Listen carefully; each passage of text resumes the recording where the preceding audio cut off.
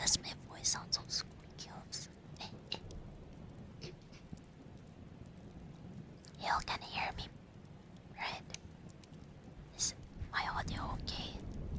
Just want to make sure. Hello, Storm Industry. Hello, Tommy. Hello, Kappa. Welcome in.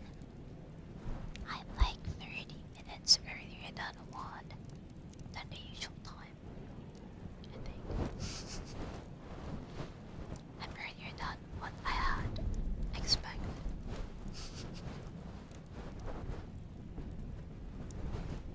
Do you like my detective group? What's lacking is a pipe, but it's stuck inside this bag I'm holding along with my other detective stuffs. Wait,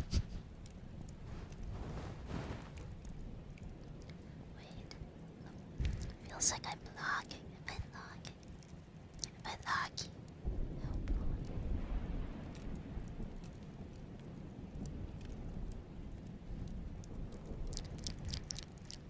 I'm trying out a new overlay, kinda. So today we're going to be checking out my Sherlock Holmes collection, and then we're gonna choose a story to read or anything. I'm still considering if we go with random or we go from the beginning. Because if we do it sequentially, then I probably can do this on a regular basis until we finish the whole book. Not sure if that's a good idea, but I don't know how you'll think. Would you like to have a regular book reading stream? Yeah, definitely this bag very relevant to being a detective. Definitely not Christmas related at all.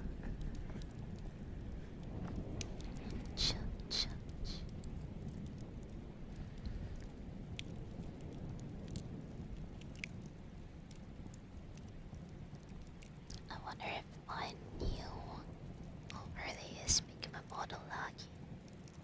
Or maybe it's just me.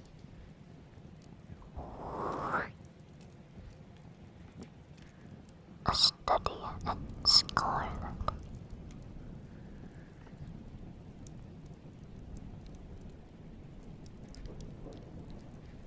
Memoirs. I don't know how you pronounce it. I know there are short stories. Study in Scarlet. How long is the study in Scarlet?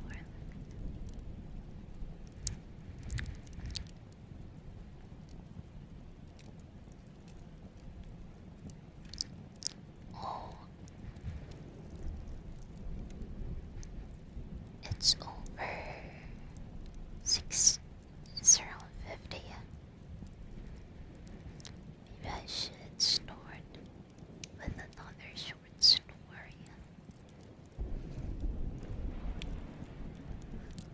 The Adventures of Sherlock Holmes. Yeah, I'm doing great today.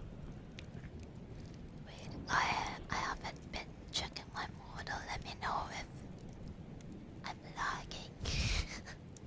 If I'm lagging, I think I know why. It's because I'm using this new thingy-majiggy for the PDF.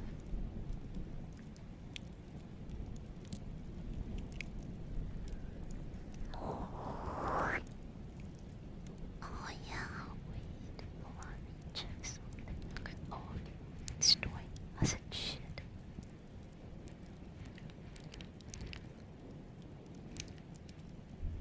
Wow. Boom. Yeah, I can do this easily now, eh? I can zoom into faster now. Speed of light. Seems fine, okay. As long as the audio is okay, I guess isn't a big of an issue. Yeah, I could do this. Wow, wow, very, very smooth ride. Wee. I can spin. Okay, I think. Oops.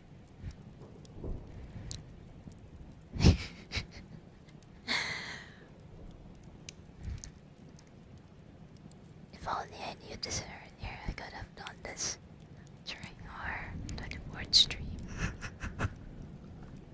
I can be a ghost. Okay, time to disappear. Bye, Chad. Peace sign. Except I don't have fingers.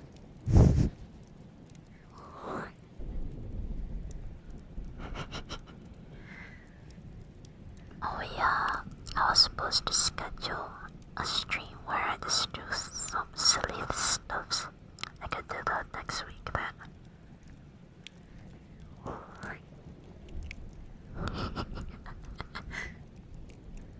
I know, come in, hello. Okay, let's try something silly. Oh, oh.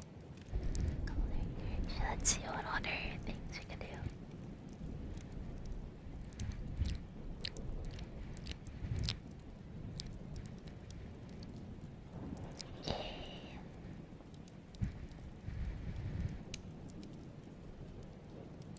I'm a sticker now.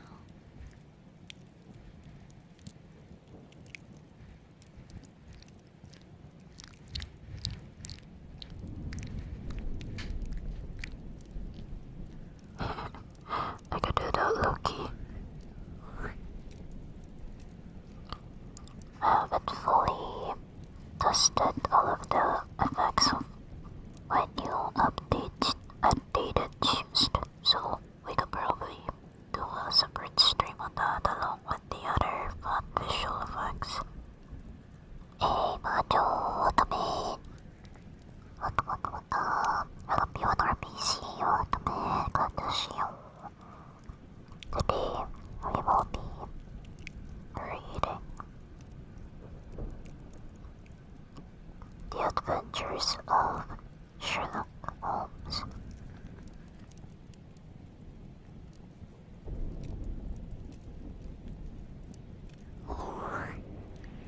Hello, boy, welcome in. I've always been a sticker toy. It's stuck in my mind. That was your ass. Wait. Steal.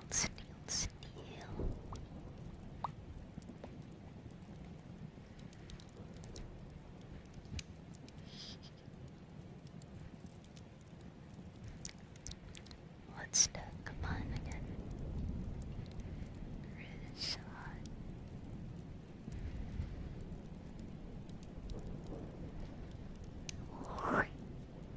Hello, Asha, welcome in. Hello, Snowbird. I missed you. Welcome. Breadcrumbs on your theorem, so we stole the ground back. Hey, I knew it. Wait.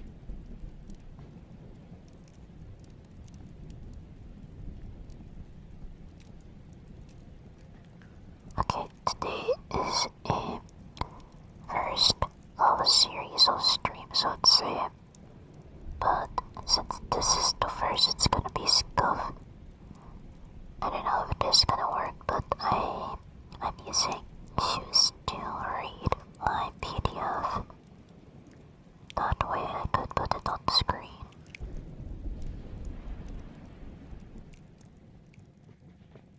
Yeah, I'm gonna chit-chat for now. Let me show you what we're gonna read.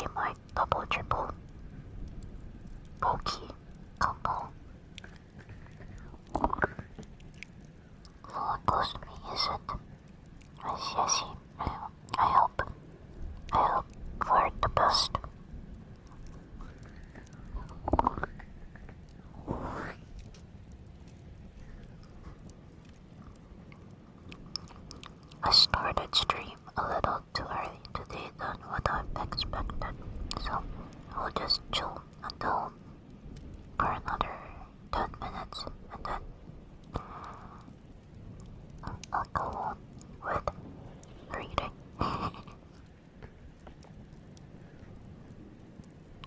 Virtualogs. Hey, new trip. Yeah.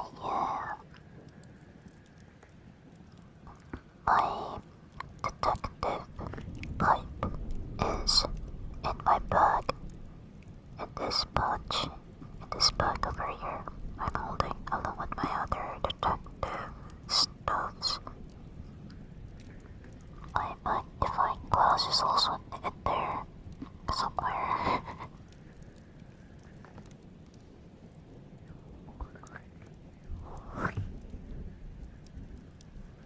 Got the grocery opening up. Oh, okay. Wonky to a job then. Hey, thank you so much, Mel. Let me scratch your ears, your precious cute ears. Hi, Zephyr. Welcome in. Welcome.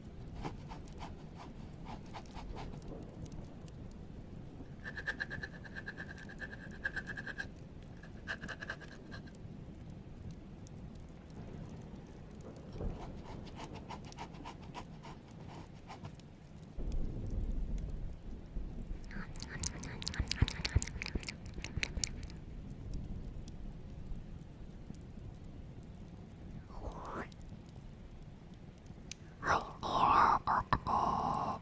That reminds me. Hey, thank you so much, Mira. Thank you. That was worth it. Thank you so much for the new bandage. Thank you, Mira. Alright, let me hydrate, stretch. I cannot decide if I should go sequentially with the stories.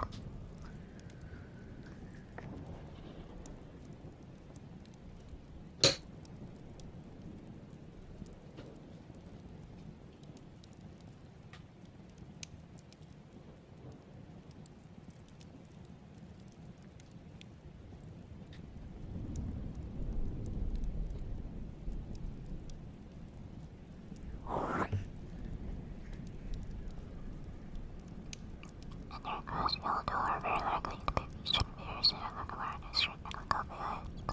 Technically triggers server's version of that video. Hey, let's go. Hello, Milk. Oh, come on, it's been a while. I missed you. Glad to see you. I hope you're fine. And if not, I hope you get to relax. Even just for a bit, we're going to be reading some Sherlock Holmes. I'm gonna be reading some stories to you. So sit back, relax, and cozy up. Yo, Zephyr 115 stream streak. Thank you so much. Oh, yeah. Thank you. I'm in the script book. You will learn except it was chocolate milk. Oh yeah.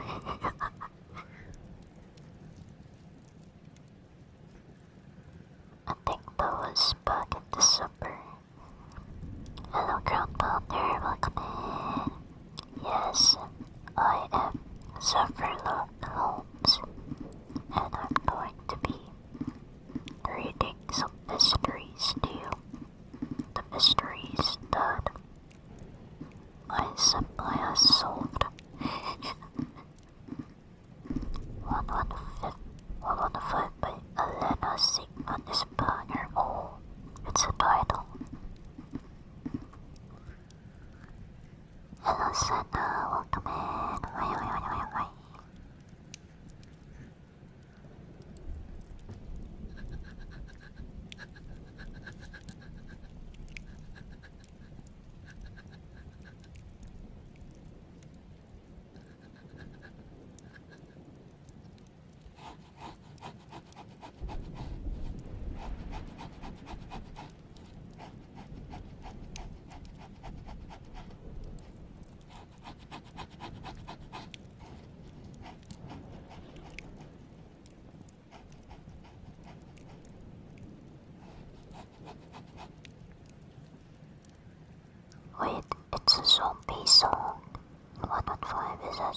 song. Whoa.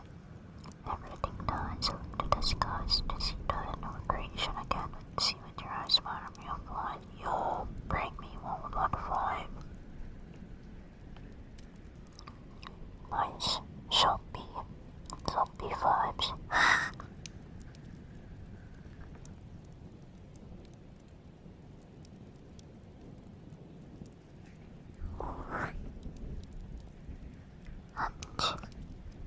Okay, I feel like I'm lagging.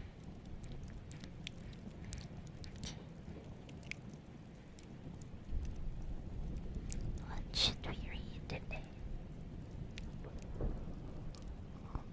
I wonder if studying Scarlet is too long or too short, or I don't know how many we can fit in today. We could also start with the adventures of Sherlock Holmes, a scandal in Bohemia. Yeah, I'm lagging. I think I know why. It's because of the PDF. It's because of the PDF overlay.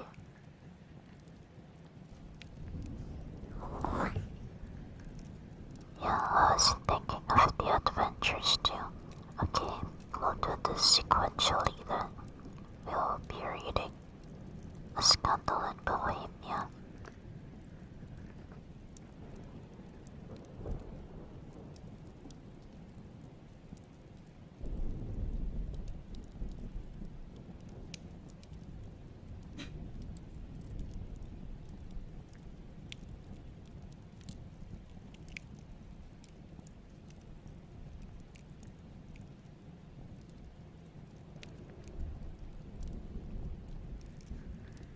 Okay, give me a sec. Let me just restart this real quick.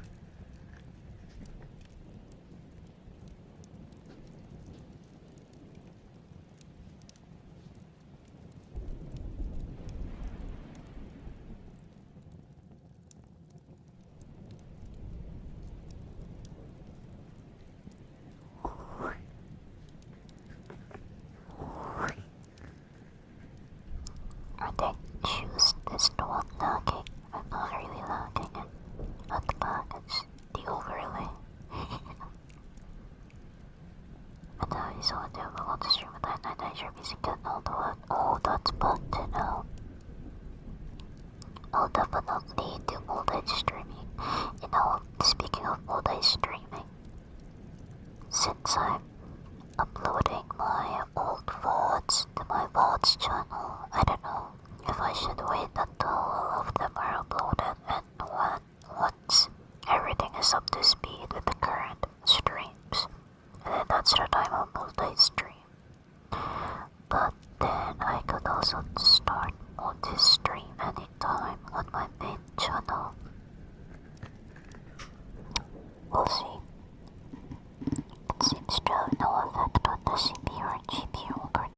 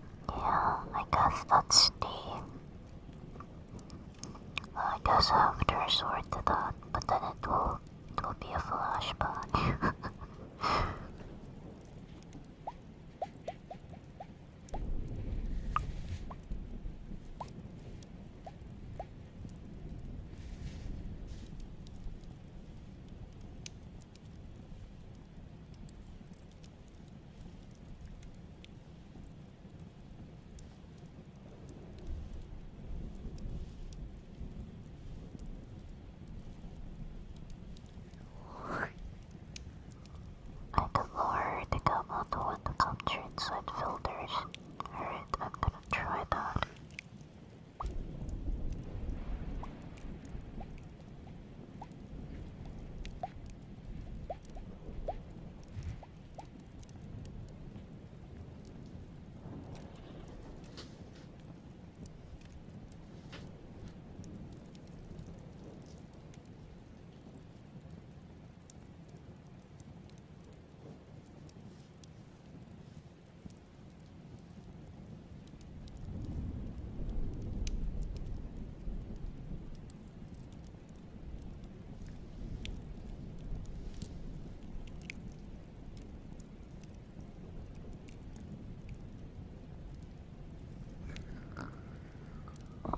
Where can I find gamma? Yeah, the gamma filter. I don't see a gamma filter. Hi, Andy. Welcome in. Welcome. Yeah, I'm Zephyrock Holmes now. What's a luma key? Render delay. Apply LUT chroma key. Color correction. Color key. Color correction.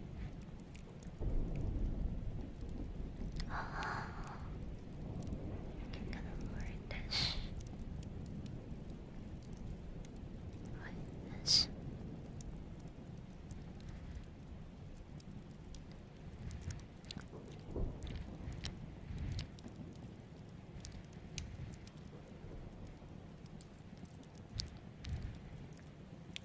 What if I invert?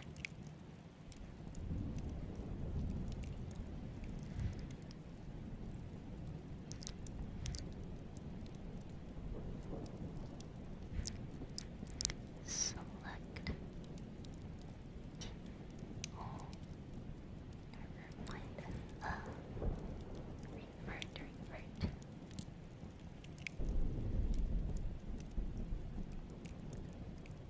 Okay.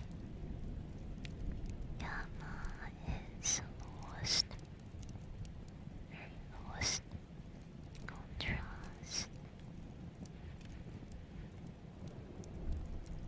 Brightness, lowest brightness. Okay.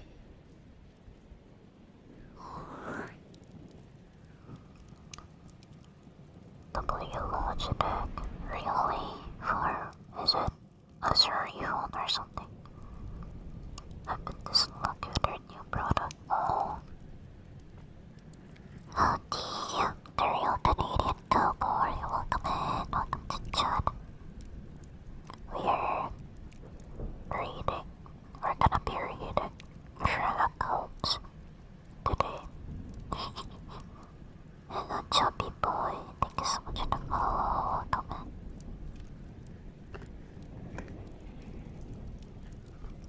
Yeah. Okay, let me know if you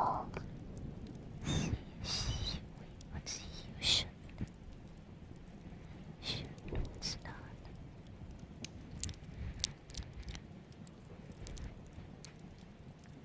Gotta do this.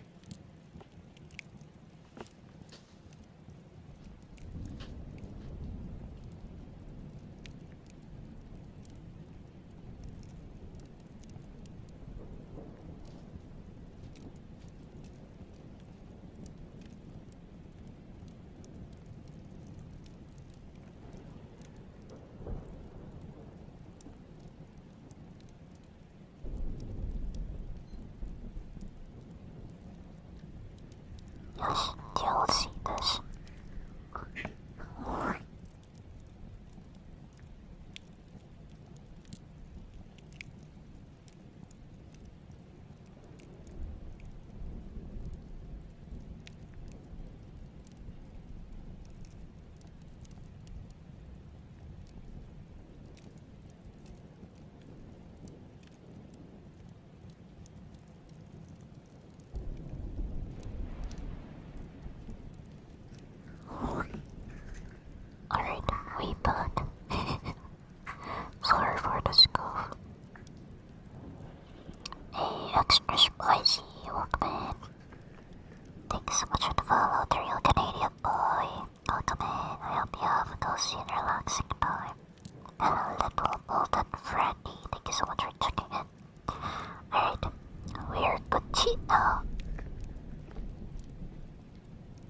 A scandal in Bohemia. Oh, I can do this. Gonna maximize it. Till Sherlock Holmes, she is always the woman. I have seldom heard him mention her under any other name. In his eyes, she eclipses and predominates the whole of her sex. It was not that he felt any emotion akin to love for Irene Adler. All emotions, and not one particular, were abhorrent to his cold, precise, but admirably balanced mind.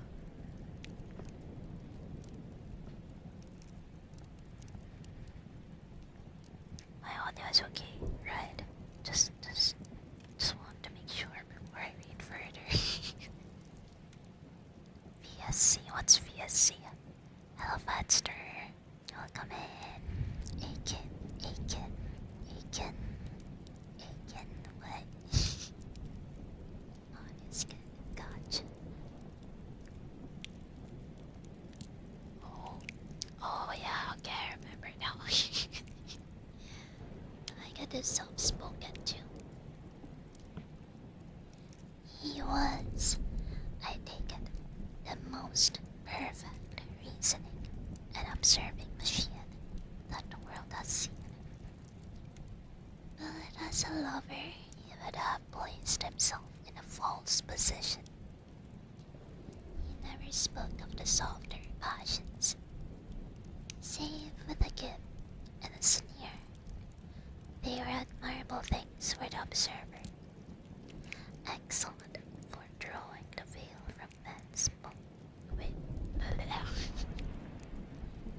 how do you pronounce GIP? I don't know what GIP means. Let me Google. GIP.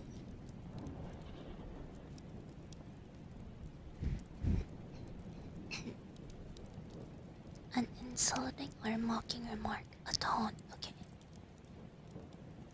Jip, jip, jip.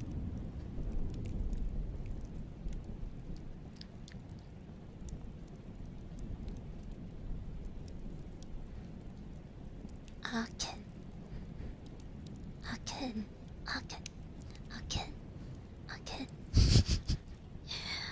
It's Guy. Really? Okay. Guy.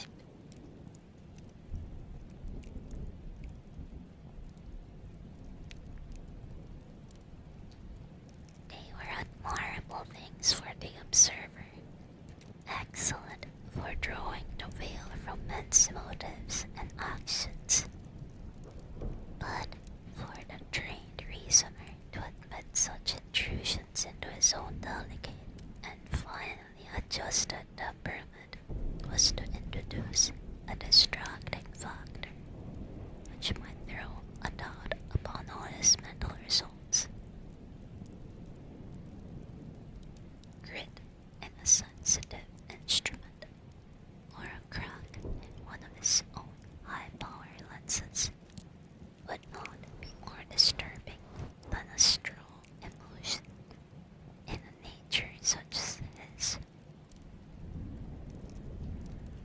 And yet, there was but one woman to him, and that woman was the late Irene Adler of dubious and questionable memory.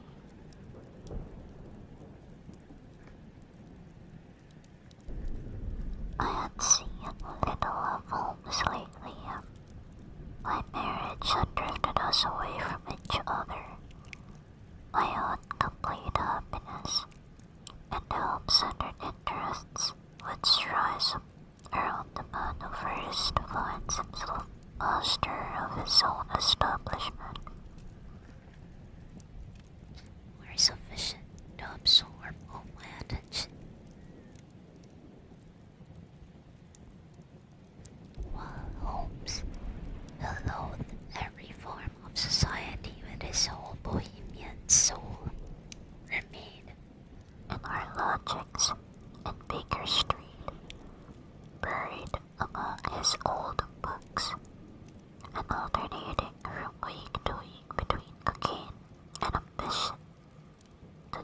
drowsiness of the drug and the fierce energy of his own keen nature.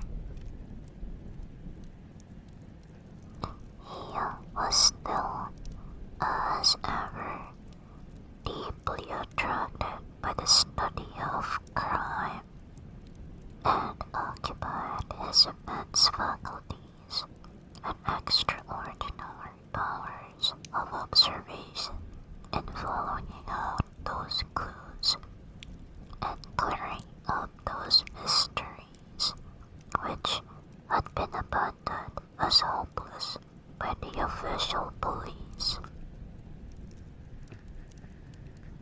From time to time, I heard some vague account of his doings, of his summons to Odessa in the case of the trip of murder, of his clearing up the singular tragedy of the Atkinson brothers at Trincomalee. Trincomalee. Forgive me if I'm mispronouncing it. And finally, of the mission which he had accomplished so delicately and successfully for the reigning family of Holland. Beyond these signs of his activity, however, which I merely shared with all the readers of the daily press, I knew little of my former friend and companion.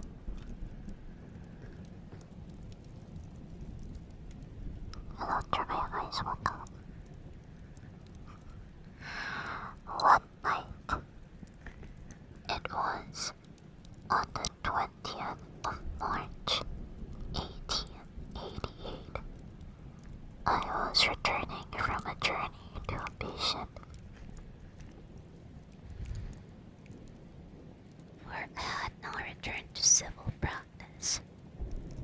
When my way led me through Baker Street, as I passed the well-remembered door, which must always be associated in my mind with my wooing, and with the dark incidents of the study in Scarlet, I was seized with a keen desire to see Holmes again, and to know how he was employing his extraordinary powers. Wait, I wonder if I should read Study in Scarlet again. I mean, not again, but read Study in Scarlet before I go with this. Wait, is there an actual sequence? You know what? I'm just gonna attempt Study in Scarlet. I wonder if we'll finish it. Probably. Study in Scarlet. It has 2 parts, and each part has 7 chapters. Part 1 being a reprint from the reminiscence of John H. Watson, MD, late of the Army Medical Department.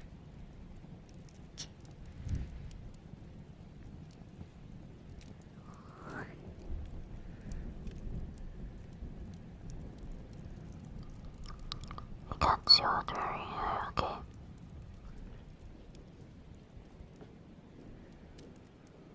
I can scrap the PDF, alright?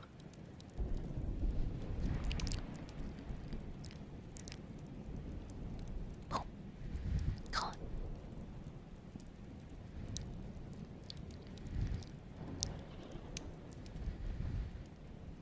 Oh.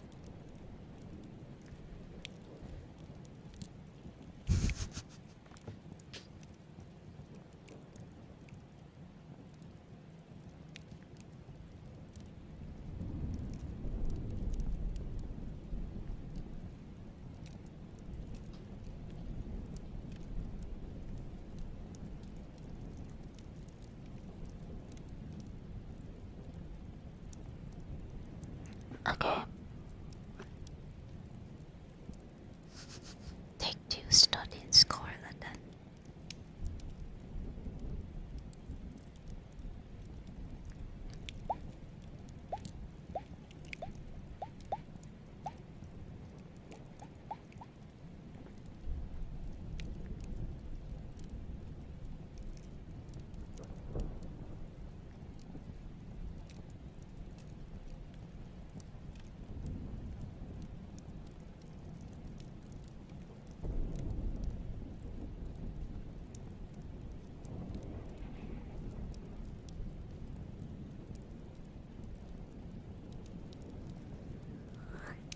Oh yeah, I saw the Valentine straws, yeah. Sure, thank you. Although, we'll see if I'll use it or not. Hello, Mexican Magical Light, welcome in.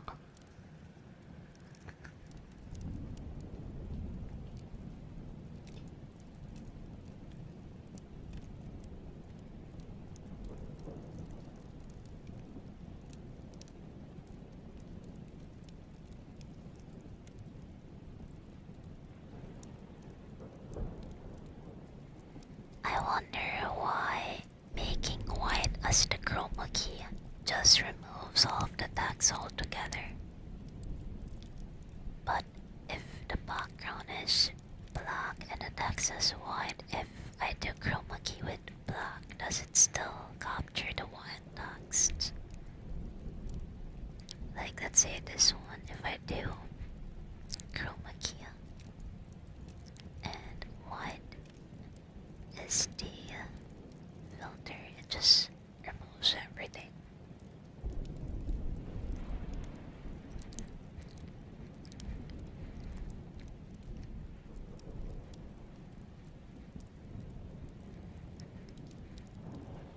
Yeah, it just removes everything.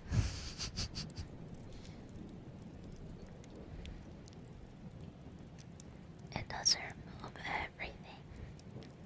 If white is the color of the chroma key, really? Explain this, then everything's gone. The contrast between white and black becomes non-existent. Okay.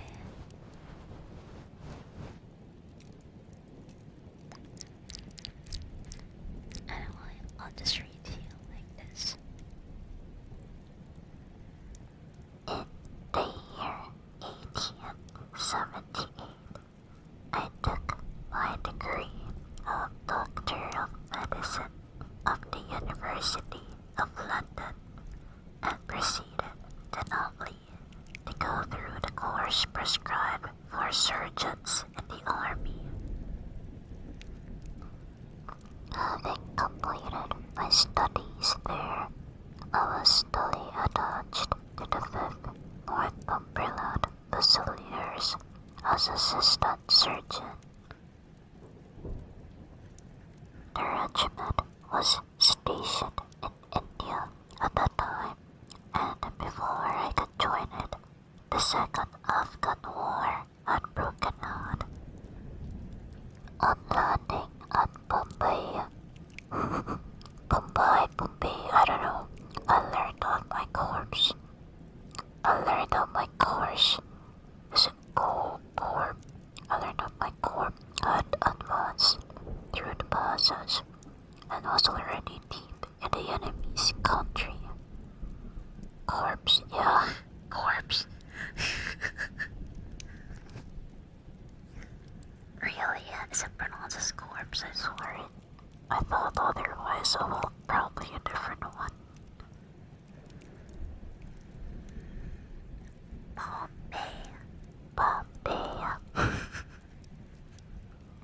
Bombay sounds like a bay filled with bombs.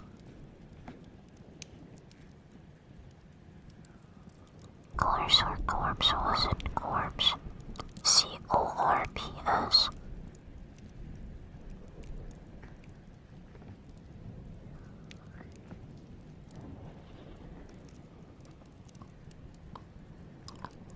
I followed, however, with many other officers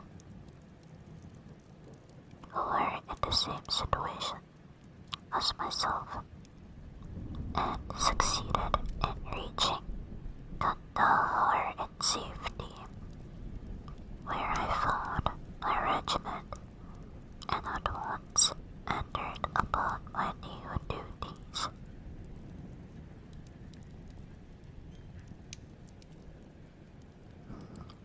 Corpse.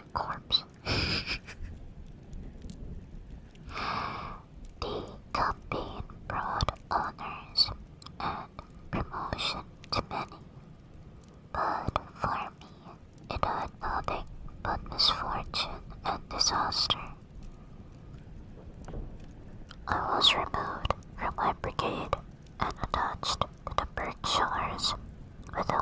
served at the fatal battle of Iowan.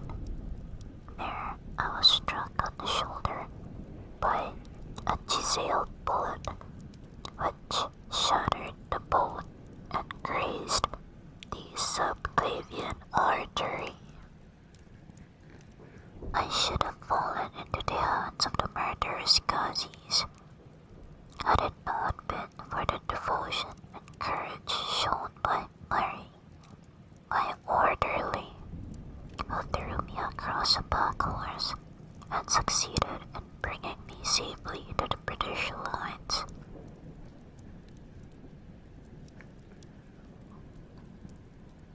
Worn with pain. Wait. Scrolling. Worn with pain and weak from the prolonged hardships which I had undergone, I was removed with a great train of wounded sufferers to the base hospital at Peshawar. Here I rallied and had already improved so far as to be able to walk about the wards and even to bask a little upon the veranda, when I was struck down by an enteric fever, that curse of our Indian possessions. For months, my life was despaired of, and when at last I came to myself and became convalescent, I was so weak and emaciated that the medical board determined that not a day should be lost in sending me back to England. I was dispatched, accordingly, in a dropship around heads, and landed a month later on Portsmouth Jetty, with my health irretrievably ruined, but with permission from paternal government to spend the next 9 months in attempting to improve it. I had neither kith nor kin. I had neither kith nor kin in England, and was therefore as free as air, or as free as an income of 11 shillings and 6 pence a day will permit a man to be.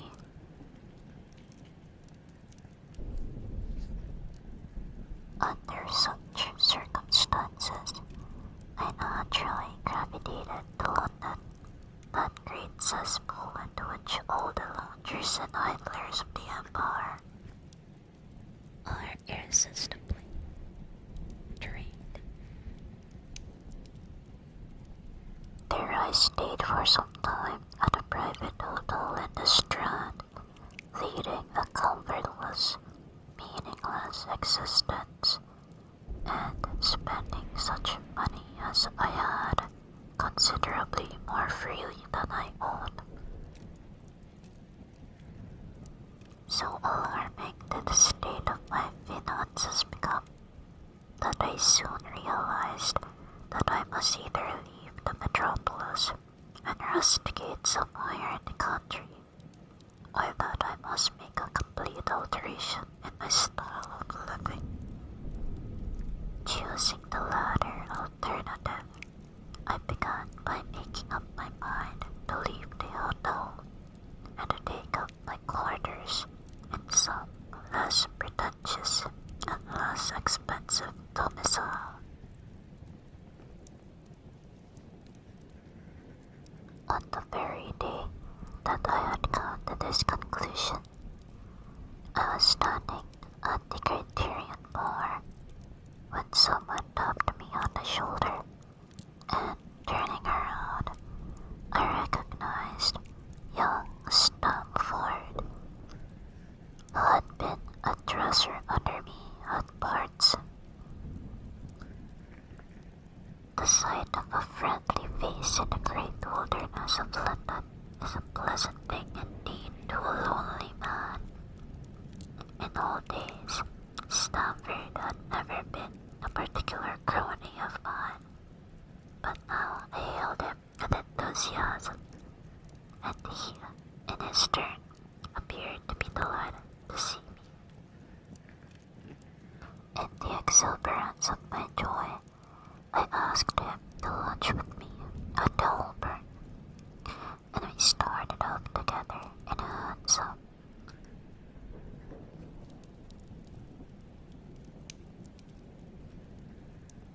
Whatever have you been doing with yourself, Watson?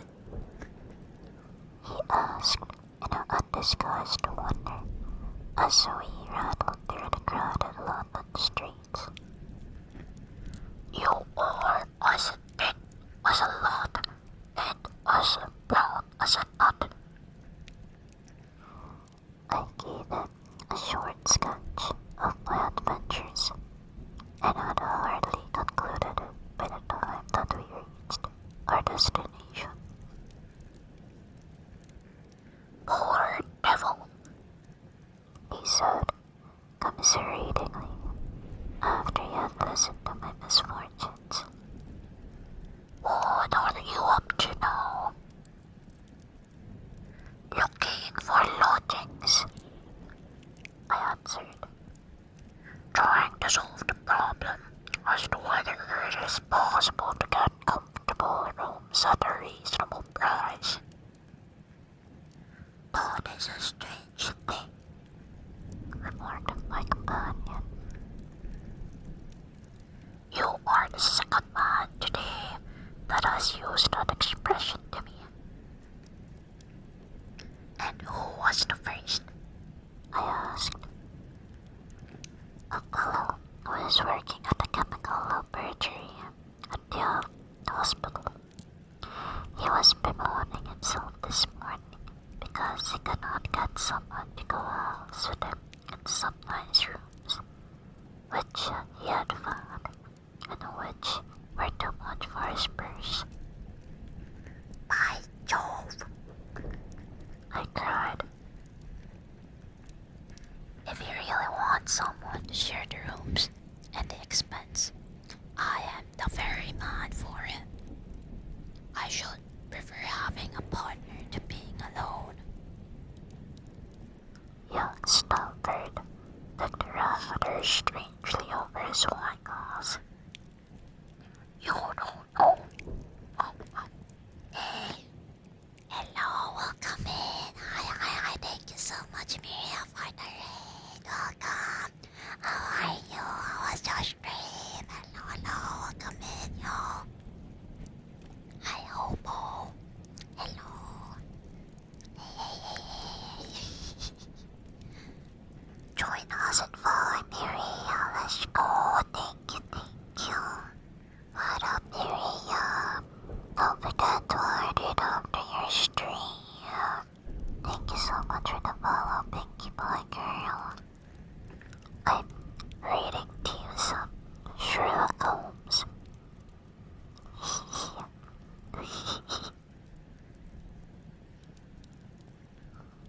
Whoa, my dream was really cool, but how cool? Not as cool as you, though, Ben. Hello, Silk. Welcome in. Welcome. Thank you so much for that, but Pinky. I love it. I'm looking at a detective pipe, but it's tucked inside this bag, along with my magnifying glass and other detective tools. I hope everyone gets to have a cozy and relaxing time here. In case anyone is new, I'm Zephyr. Very nice to meet you. I make cozy ASMR videos on YouTube. And I'm also stream ASMR here on Twitch. Oh, nice to meet y'all. I hope you can get cozy, sit back, relax, and chill while I read you some mystery. Oh. Shots in the bag. Shots in the bag.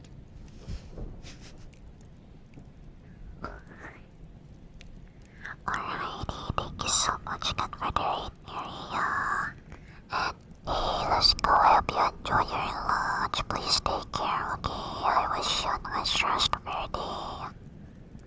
Thank you so much.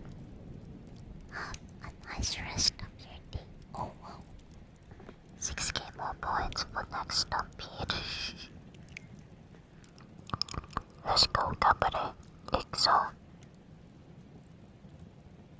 I don't understand why BDO has to have stupid maintenance right now. I think it's a weekly thing in BDO. As far as I can remember. Wait, today is Thursday, right? So, probably.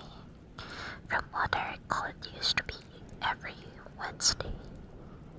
Like a weekly maintenance. And I don't remember how long it lasts.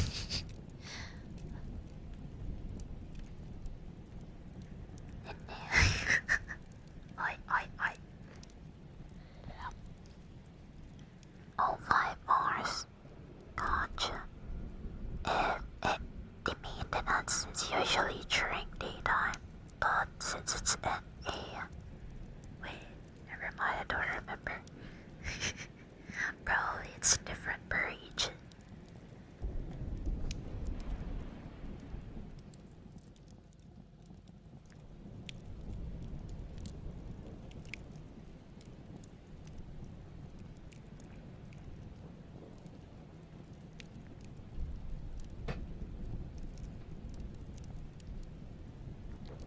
Yeah, it's already Thursday, one day closer to Friday. One day closer to weekend, yeah. Okay, back to Sherlock Holmes. Young Stamford looked rather strangely at me over his wine glass. You don't know Sherlock Holmes yet, he said. Perhaps you would not care for him as a constant companion. Why? What is there against him? Oh, I didn't say there was anything against him. He is a little queer in his ideas, an enthusiast in some branches of science. As far as I know, he is a decent fellow enough. A medical student, I suppose, said I. No, I have no idea what he intends to go in for. I believe he is well up in anatomy, and he is a first-class chemist. But as far as I know, he has never taken out any systematic medical classes. His studies are very desultory and eccentric, but he has amassed a lot of out-of-the-way knowledge, which would have astonished his professors. Did you never ask him what he was going in for? I asked. No, he is not a man that is easy to draw out, though he can be communicative enough when the fancy seizes him. I should like to meet him, I said. If I am to lodge with anyone, I should prefer a man of studious and quiet habits. Oops, excuse me. I sucks at a company or come in. Whoops. Excuse me. Thank you so much for the follow, Dino and 647Q. Welcome in. We are reading A Study in Scarlet as part of Sherlock Holmes Classics. Yeah, very nice timing, but...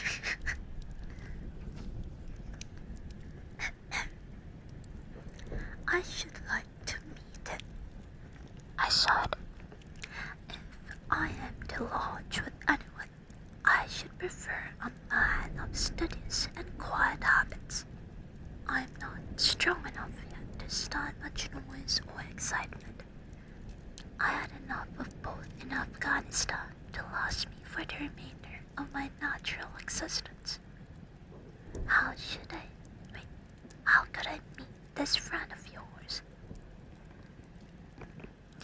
He is sure to be at the laboratory, returned my companion. He either avoids the place for weeks, or else he works there from morning to night. If you like, we shall drive around together after luncheon. Certainly, I answered, and the conversation drifted away into other channels. As we made our way to the hospital after leaving Dalburn, Stanford gave me a few more particulars about the gentleman whom I proposed to take as a fellow lodger.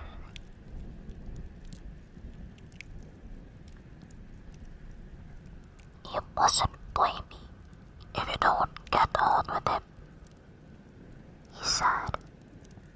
I know nothing more of him than I have learned from meeting him occasionally in the laboratory.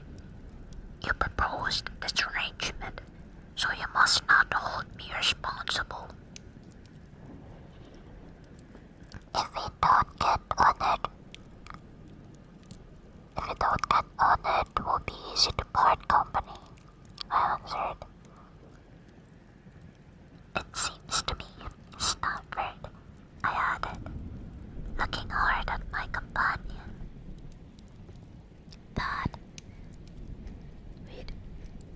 That you have some reason for washing your hands of the matter. Is this fellow's temper so formidable, or what is it? Don't be mealy-mouthed about it. It is not easy to express the inexpressible, he answered with a laugh. Holmes is a little too scientific for my tastes. It approaches to cold-bloodedness. I could imagine his giving a friend a little pinch of the latest vegetable alkaloid, not out of malevolence, you understand, but simply out of a spirit of inquiry in order to have an accurate idea of the effects. To do him justice, I think that he should take it himself with the same readiness. He appears to have a passion for definite and exact knowledge. Very right, too. Yes, but it may be pushed to excess when it comes to beating the subjects in the dissecting rooms with a stick. It is certainly taking rather a bizarre shape. Beating the subjects? Yes, to verify how far bruises may be produced after death. I saw him on it with my own eyes. And yet you say he's not a medical student. No, heaven knows what the objects of his studies are, but here we are, and you must form your own impressions about him. As he spoke, we turned down a narrow lane and passed through a small side door, which opened into a wing of the great hospital. It was familiar ground to me, and I needed no guiding as we ascended the bleak stone staircase and made our way down the long corridor, with its vista of whitewashed wall and dun-colored doors. Near the further end, a low arched passage branched away from it and led to the chemical laboratory. Hello, Atu. Hello, welcome. When you do that voice, which voice? A kid, apprentice during the industrial age, what?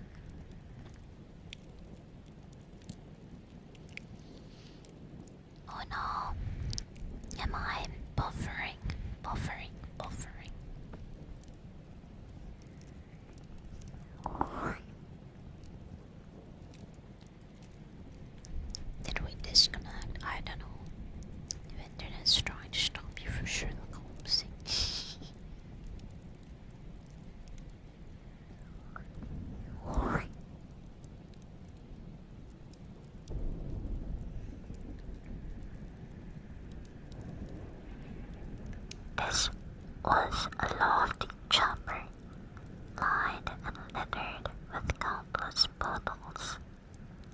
Broad, low tables were scattered about, which bristled with their snorts. With retorts.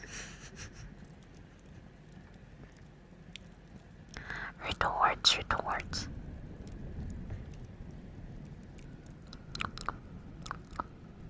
Oh, I'm spinning. Okay. Wait, let me do this. Let me spin. Can I spin? Yeah, I can spin. I can spin.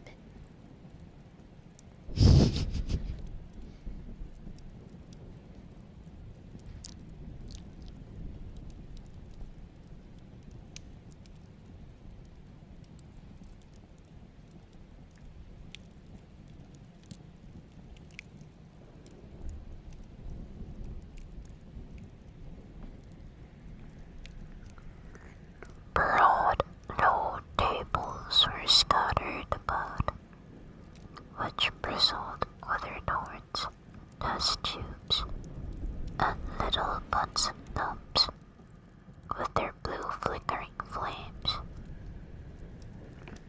There was only one student in the room, who was bending over a distant table absorbed in his work.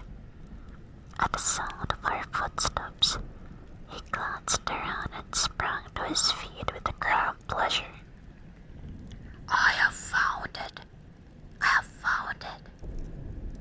He shouted to my companion, running towards us with a test tube in his hand.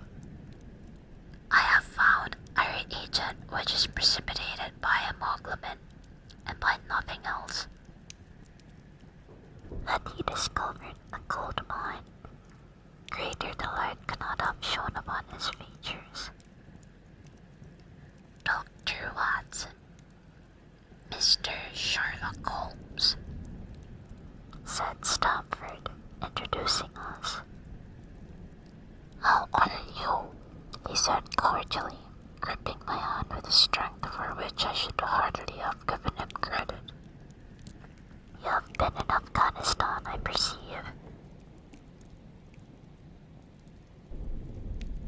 How on earth did you know that?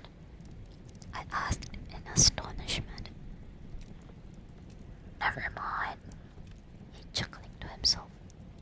The question now is about hemoglobin. No doubt you see the significance of this discovery of mine.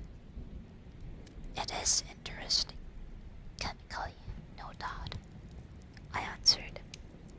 But practically, why man, it is the most practical medical legal discovery for years.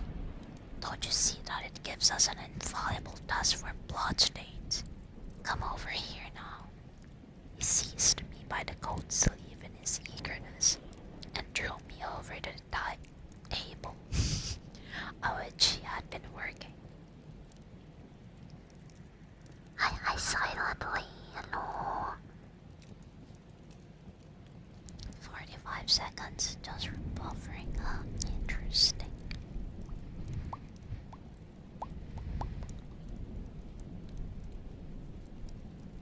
Let us have some fresh blood, he said, taking a long bodkin into his finger and drawing off the resulting drop of blood in a chemical pipette.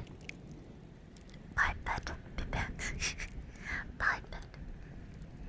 Now I add a small quantity of blood to a liter of water. You perceive that the resulting mixture has the appearance of pure water. The proportion of blood cannot be more than 1 in a million. I have no doubt, however, that we shall be able to obtain the characteristic reaction. As he spoke, he threw into the vessel a few white crystals, then added some drops of a transparent fluid. In an instant, the contents assumed a dull mahogany color, and a brownish dust was precipitated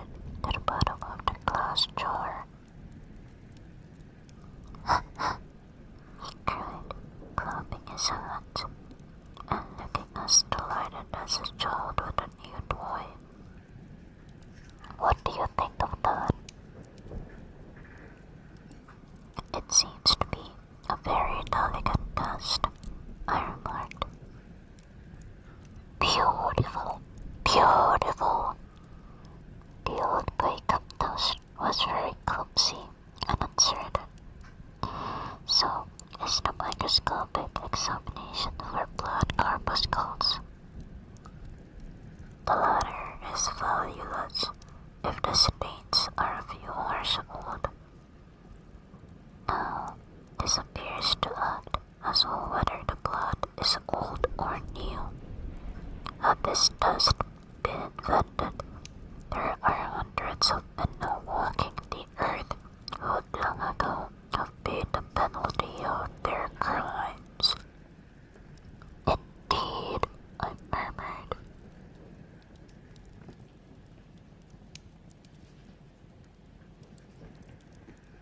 I look like a unholy. Wait. I'm curious. Let me look it up.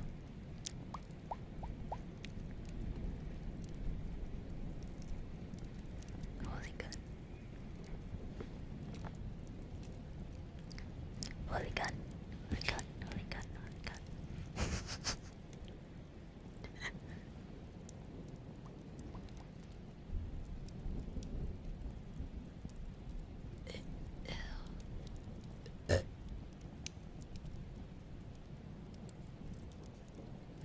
Excuse me. Criminal cases are continually hinging upon that one point. A man is suspected of a crime months, perhaps, after it has been committed. His linen or clothes are examined, and brownish stains discovered upon them. Are they blood stains, or mud stains, or rust stains, or fruit stains, or what are they? That is a question which has puzzled many an expert.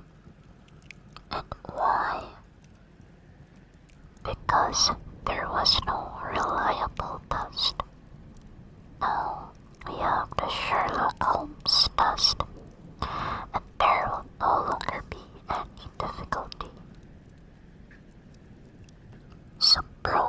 Some blue pill. Welcome to chat, welcome in. I see you're first timer here, welcome. I hope you feel welcome. Feel free to relax, chill, we're reading some Sherlock Holmes. Vampire detective, yeah. I'm Zephyrock Holmes.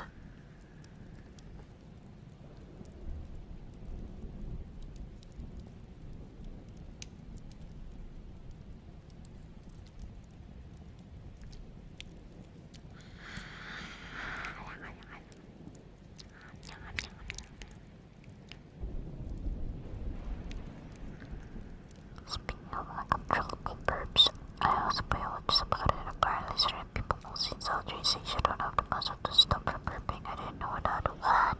You can stop burping? No way.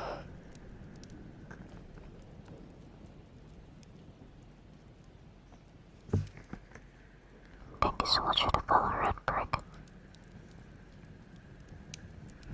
Wait, really? I didn't know. Can you actually stop from burping? I swear your friend is copying. Just kidding. I don't know you.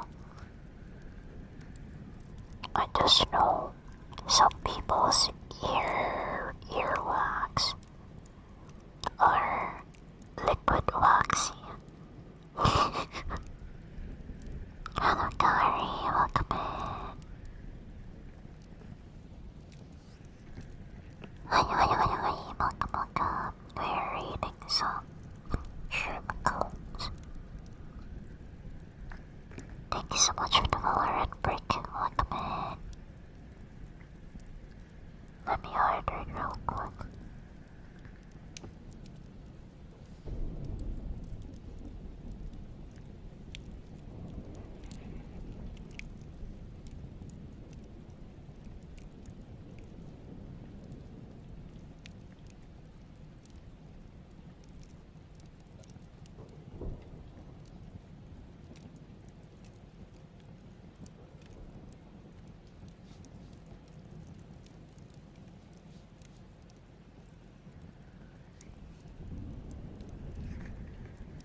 Hello, Aaron, just chilling. Hello, Casual, come in, welcome. I know that certain countries cannot tolerate raw milk, whereas others can because of enzymes and other things.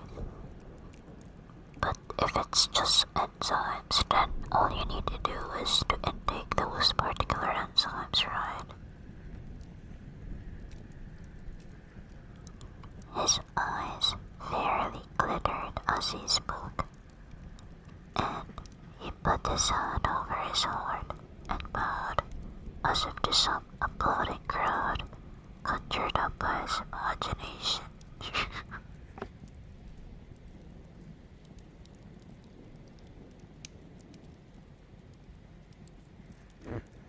You are to be congratulated, I remarked, considerably surprised at his enthusiasm. There was the case of blood biscuit at Frankfurt last year. You would certainly have been had this test been in existence. Then there was Mason of Bradford, and a notorious Muller, and Zephyr of Montpellier, and Samson of New Orleans. I can name a score of cases in which it would have been decisive. You seem to be a walking calendar of crime, said Stamford with a laugh. You might start a paper on those lines. Call it the police news of the past. Very interesting reading it might be made too, remarked Sherlock Holmes, sticking a small piece of plaster over the brick of his finger. I have to be careful, he continued, turning to me with a smile, for a double with poison's a good deal. He held out his hand as he spoke, and I noticed that it was all mottled over with similar pieces of plaster, and discolored with strong acids. Hello, Tachirago, come in. No milk sounds like missing out on something. Don't worry,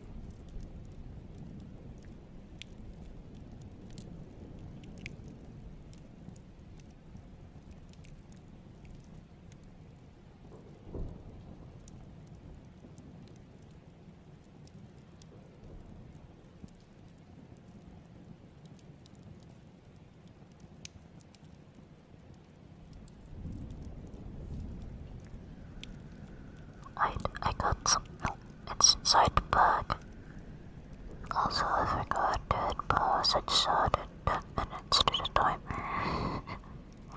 Hey, thank you so much to follow FOV, T4Cox, Elia Fox. Welcome. Thank you so much for the follows. We're reading some Sherlock Holmes today. I hope you all get to have some cozy and relaxing time here.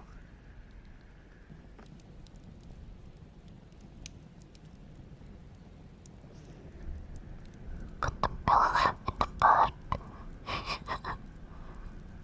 Until I got rip. Hey, thank you so much for that, Butts and Kirky. Welcome in.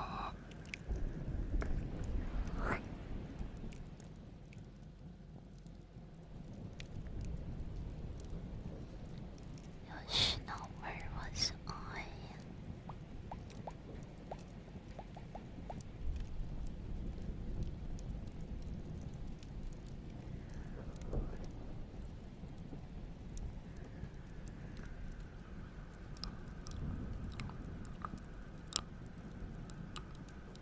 We came here on business, said Stamford, sitting down on a high three-legged stool and pushing another one in my direction with his foot.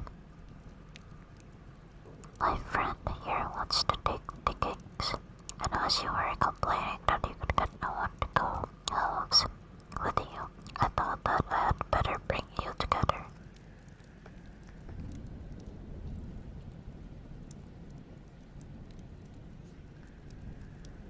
Sherlock Holmes seemed delighted at the idea of sharing his rooms with me. I have my eye on a suite in Baker Street, he said, which would sit us down to the ground. You don't mind the smell of strong tobacco, I hope. I always smoke ships myself, I answered. That's good enough. I generally have chemicals about, and occasionally do experiments. Would that annoy you? Wait, I don't know what's going on. I always smoke ships. What is that supposed to mean?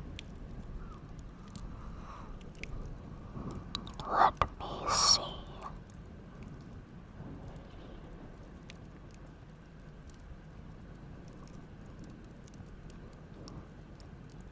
What are my other shortcomings? I get in a tub sometimes and don't open my mouth for days on end. You must not think I am sulky when I do that. Just let me alone, and I'll soon be right. What have you to confess now? It's just as well for two fellows to know the worst of one another before they begin to live together. I laughed at this cross-examination.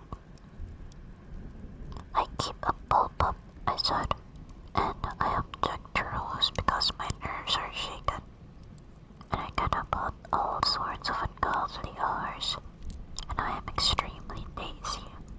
I have another set of vices when I'm home, but those are the principal ones at present.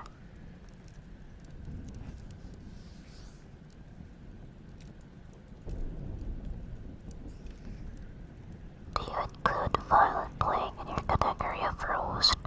He asked anxiously.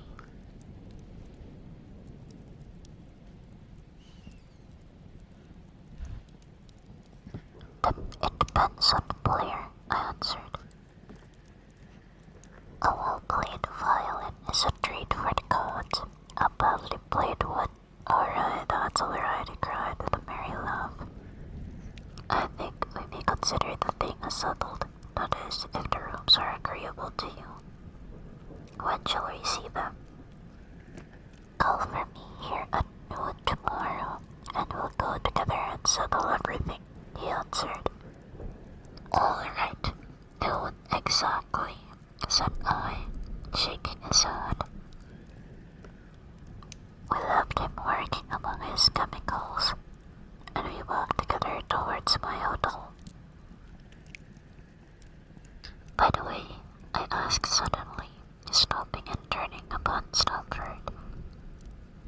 How did you deduce, knowing that I had come from Afghanistan?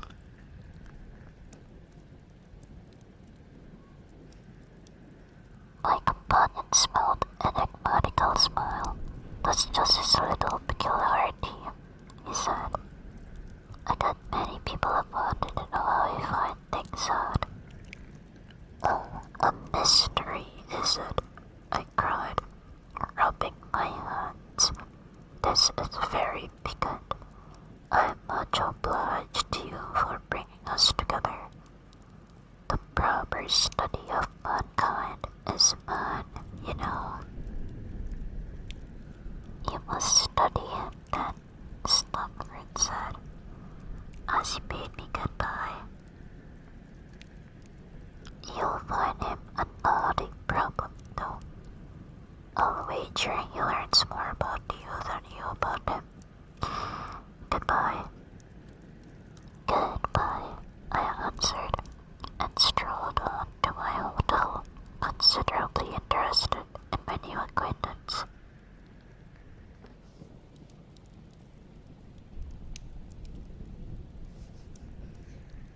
Okay, that was chapter 1.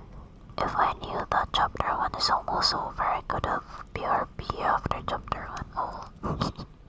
Hello, shit, the lost Walkman. Did you change your username? I swear, I think you were Shadow before.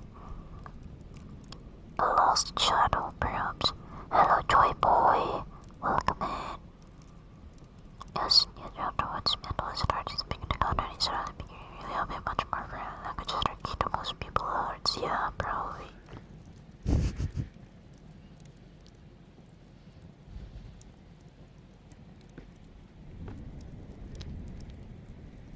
God, my God, really?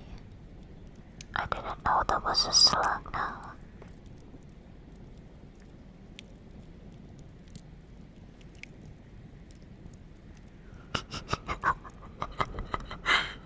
Dude, a burglar. Interesting.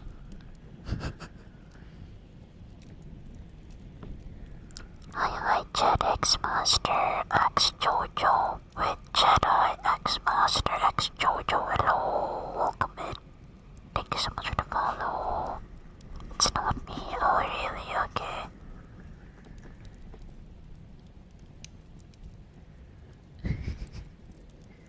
Oh yeah, now I look like some London hooligan with this sack. Nice to meet you too, Jedi. I am reading some Sherlock Holmes to you.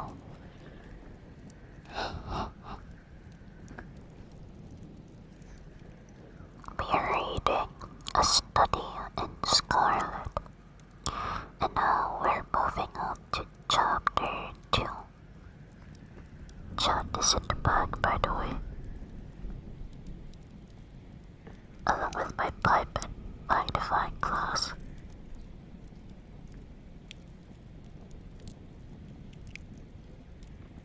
Welcome in, Carlos Quinto. Thank you so much for the follow. Sit back, enjoy.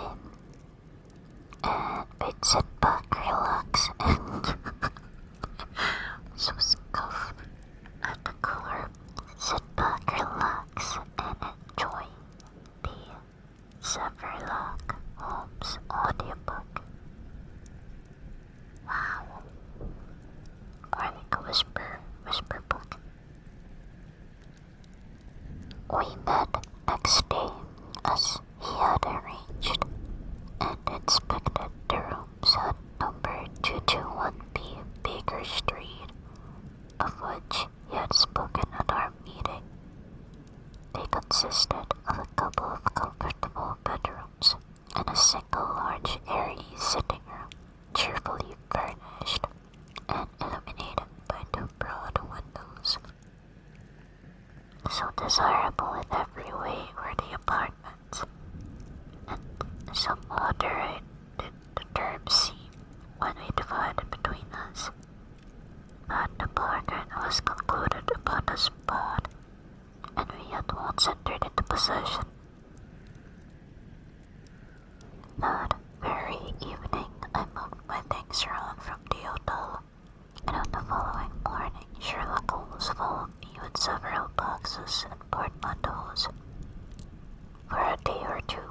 easily employed in the unpacking and laying out our property to the best advantage.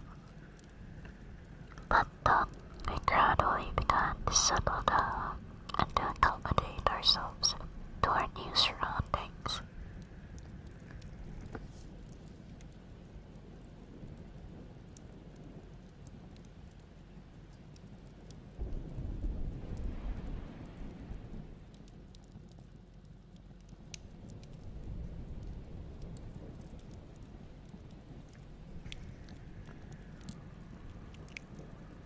According to mathematics, the total volume of John's lost on Zephyr. Or next week, yeah, next week. Next week, should I make this like a regular thing with dedicating one stream a week for ASMR reading? Would you like it? Or maybe not every week if it's too redundant.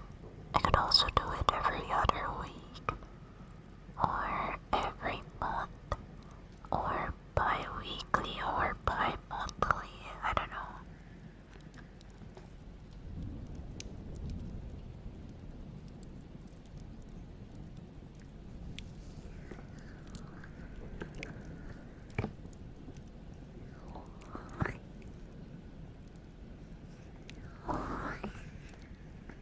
I prefer the gaming and the closing triggers, but if you want to get a better than this, I say go for it. Okay, we'll see then.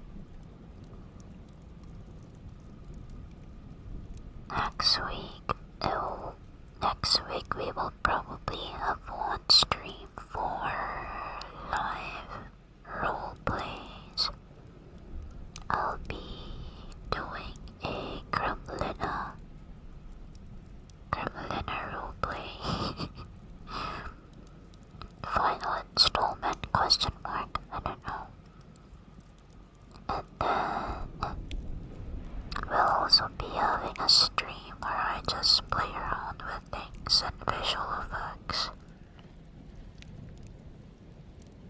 And another stream for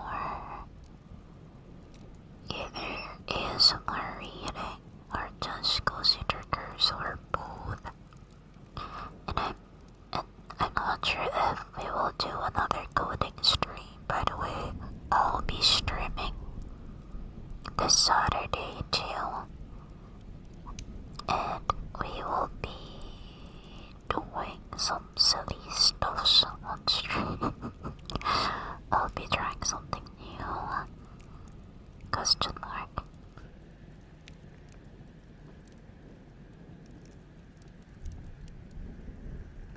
The third installment of Gremlina.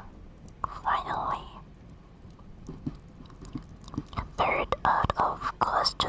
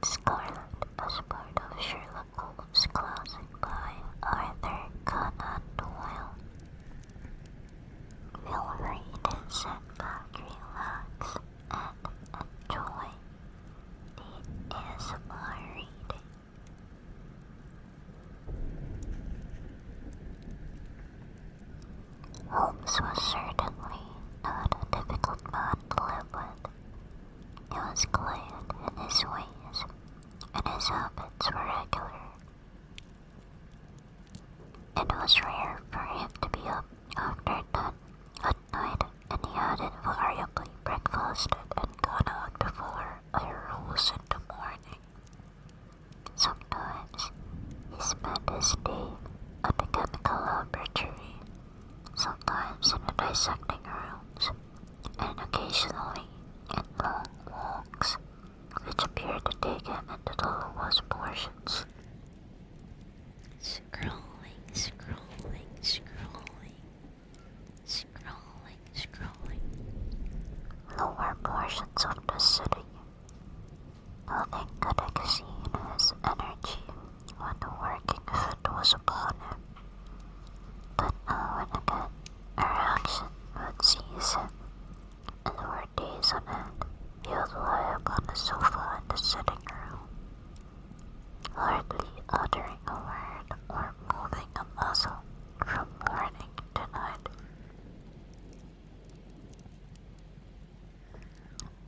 I think Sherlock has ADHD.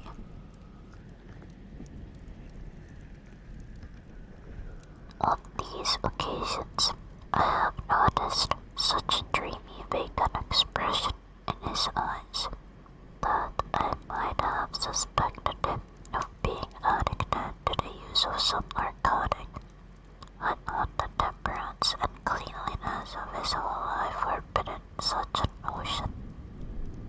I take back what I said.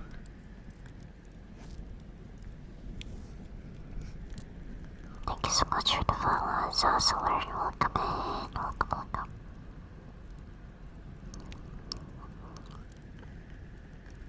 As the weeks went by, my interest in him and my curiosity as to his aims in life gradually deepened and increased.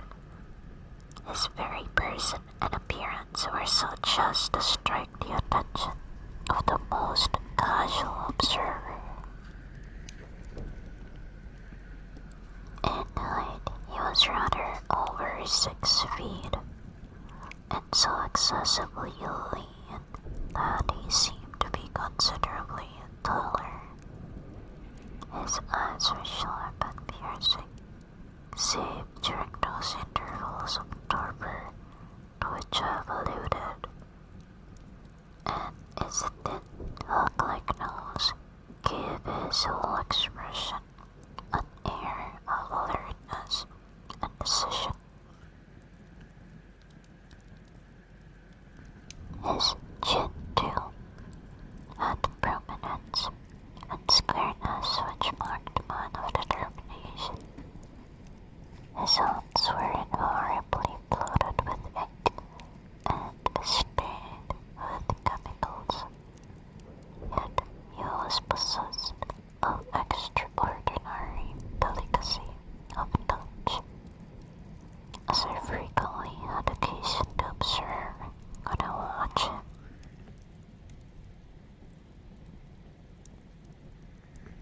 Manipulating his fragile philosophical instruments.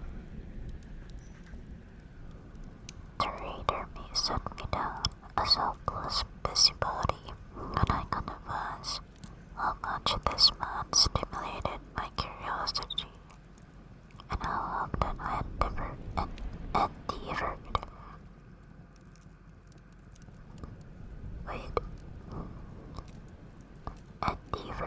to break through their reticence. I don't know what reticence means, which he showed on all that concerned himself. Before pronouncing judgment, however, be it remembered how objectless was my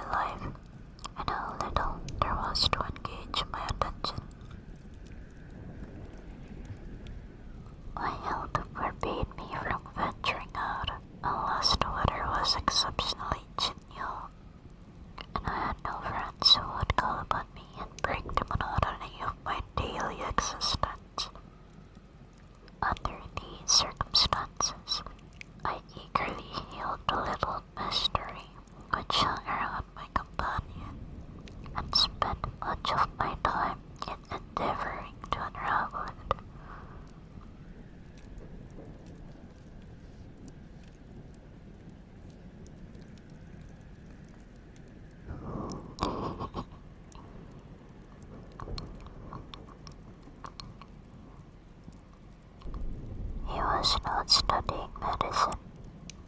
He had himself, in reply to a question, confirmed Snowbird's opinion about the unbind. Neither did he appear to have pursued any course of reading which might fit him for a degree in science or any other recognized portal which would give him an entrance into the learned world. Yet his zeal for certain studies was remarkable, and had eccentric limits. His knowledge was so extraordinarily ample, and many of his observations have fairly astounded me. Surely no man would work so hard or attain such precise information unless he had some definite end in view. Desultory readers are seldom remarkable for the exactness of their learning.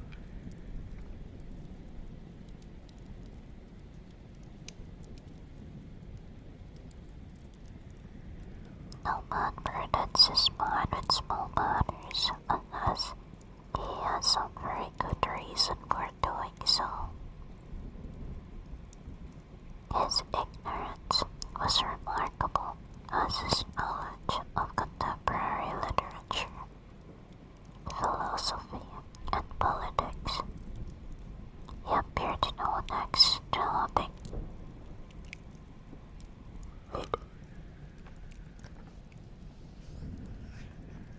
Hello, 26 unit. Is it your first time here with me? Yes, I am small. Guess how small I am. Also, see you, Skeleton. Thank you so much for joining. Yeah, see you on Saturday. Today's Thursday, so 2 days in the future, I'll be doing a coding stream, and we'll probably going to make a simple game. We'll see if we can get things to work on Saturday. Chun from My Hero Academia was voiced by Aoi Yuki. I'm not familiar with the VA.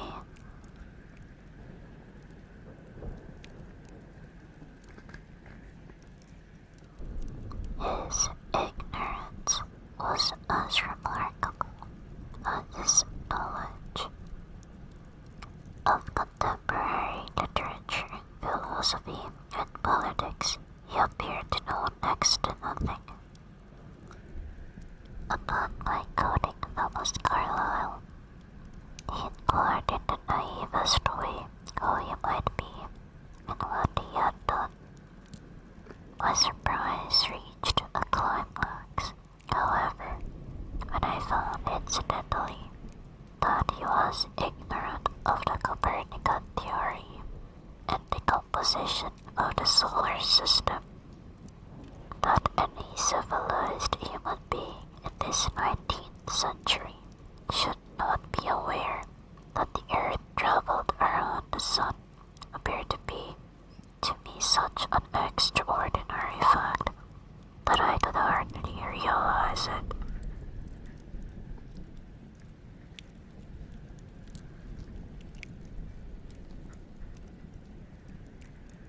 He appeared to be astonished, he said, smiling at my expression of surprise. Now that I do know it, I shall do my best to forget it. To forget it. You see, he explained, I consider that a man's brain originally is like a little empty attic, and you have to stock it with such furniture as you choose. Of all pigs and all the lumber of every sort that he comes across.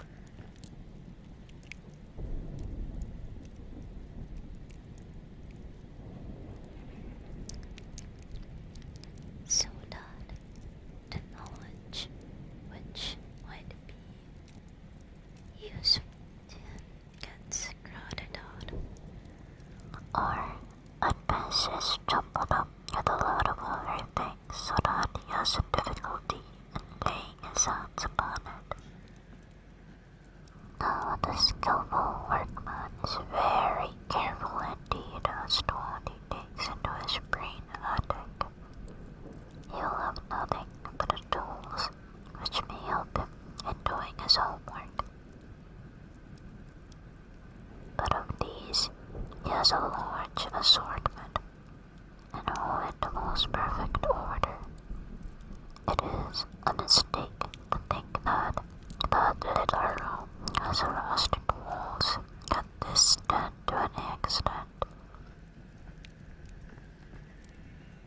depend upon it. There comes a time when for every addition of knowledge, you forget something that you knew before. It is of the highest importance, therefore, not to have useless facts elbowing out of the useful ones.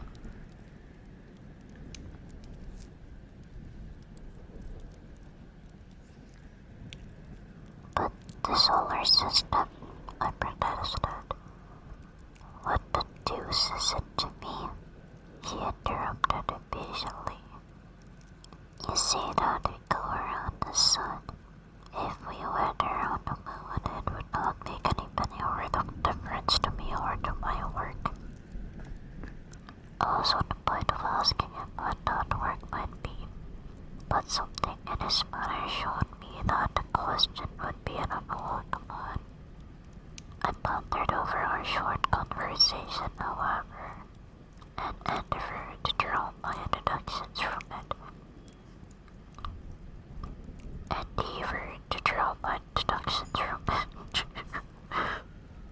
She's a goat, yeah. Oh.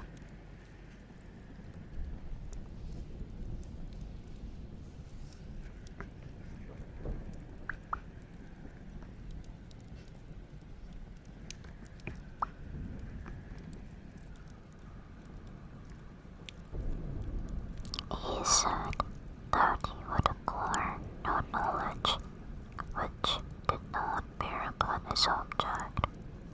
Therefore, all the knowledge which he possessed was such as would be useful to him. I enumerated in my own mind all the various points upon which he had shown me that he was exceptionally well informed.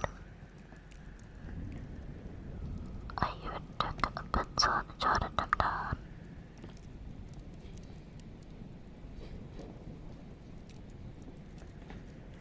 I could not help smiling at the document when I had it completed. It ran in this way. Sherlock Holmes, his limits. Number 1, knowledge of literature. Nil. Number 2, philosophy. Nil. Number 3, astronomy. Nil. Number 4, politics. Feeble. Number 5, botany. Variable. Love and belladonna, opium and poisons generally, knows nothing of practical gardening. Number 6, geology. Practical, but limited. Tells at a glance different soils from each other. After a walk has shown me splashes upon his trousers, and told me by their color and consistence in what part of London he had received them. Chemistry. Number 7, profound. Number 8, anatomy. Accurate, but unsystematic. Number 9, sensational literature. Immense. He appears to know every detail of every horror perpetrated in the century. Number 10, place the violin well.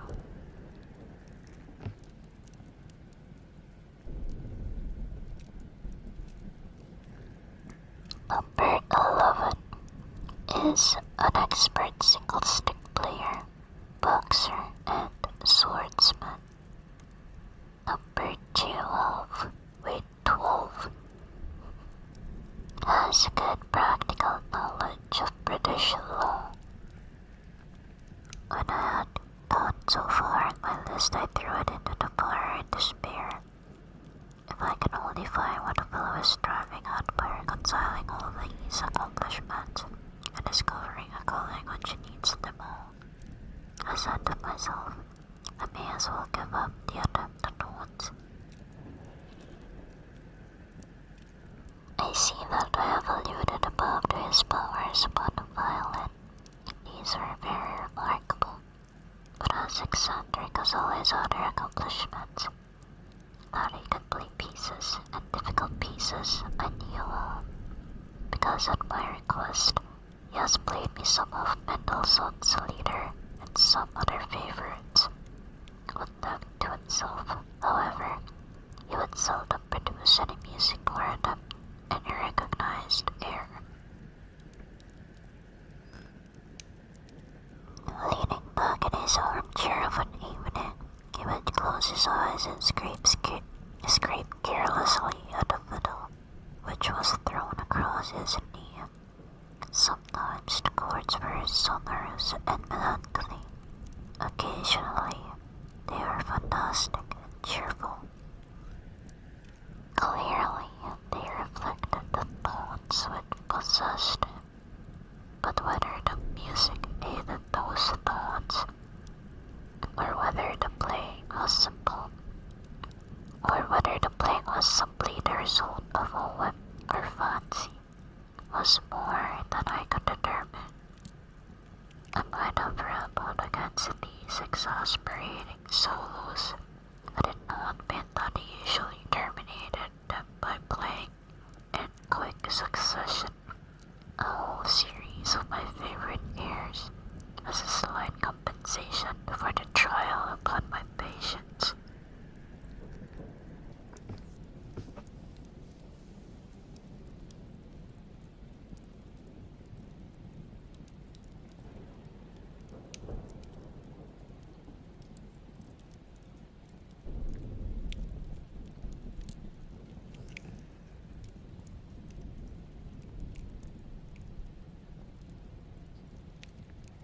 During the first week or so, we had no colors, and I had begun to think that my companion was a friendless man, as I was myself. Presently, however, I found that he had many acquaintances, and those in the most different classes of society. There was one little sallow, rat-faced, dark-eyed fellow who was introduced to me as Mr. Lestrade, and came 3 or 4 times in a single week. One morning, a young girl called, fashionably dressed, and stayed for half an hour or more. The same afternoon brought a grey-headed, seedy visitor, looking like a Jew peddler, who appeared to me to be much excited, and who was closely followed by a slipshod elderly woman. On another occasion, an old white-haired gentleman had an interview with my companion, and on another a railway porter in his velveteen uniform. When any of these nondescript individuals put in an appearance, Sherlock Holmes used to beg for the use of his sitting room, and I would retire to my bedroom. He always apologized to me for putting me to this inconvenience. I have to use this room as a place of business, he said, and these people were my clients.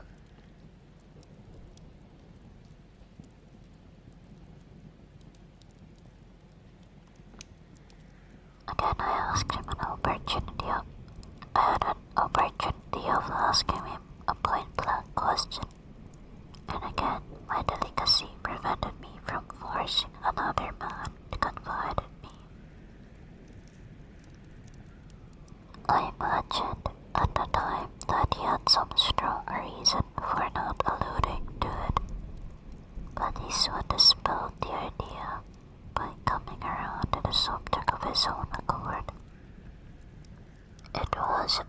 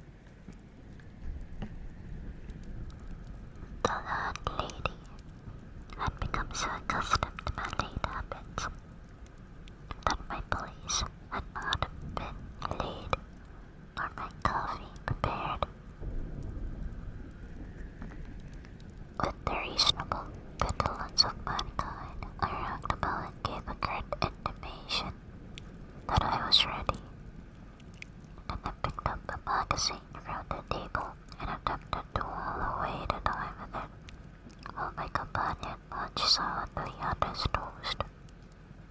One of the articles had a pencil mark at the beginning, and I naturally cut around my eye through it. Its somewhat ambitious title was The Book of Life, and it attempted to show how much an observant man might learn by an accurate and systematic examination of all that came in his way. It struck me as being a remarkable mixture of shrewdness and of absurdity.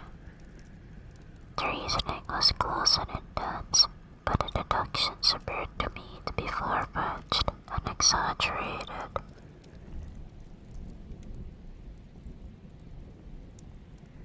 The writer claimed by a momentary expression, a twitch of a muzzle or a glance of an eye to fathom a man's inmost thoughts.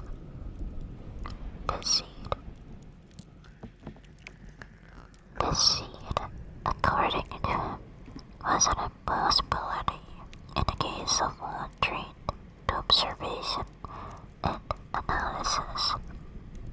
His conclusions were as infallible as so many propositions of Euclid. So startling would his results appear to be uninitiated, that until they learned the processes by which he had arrived at them, they might well consider him as a necromancer.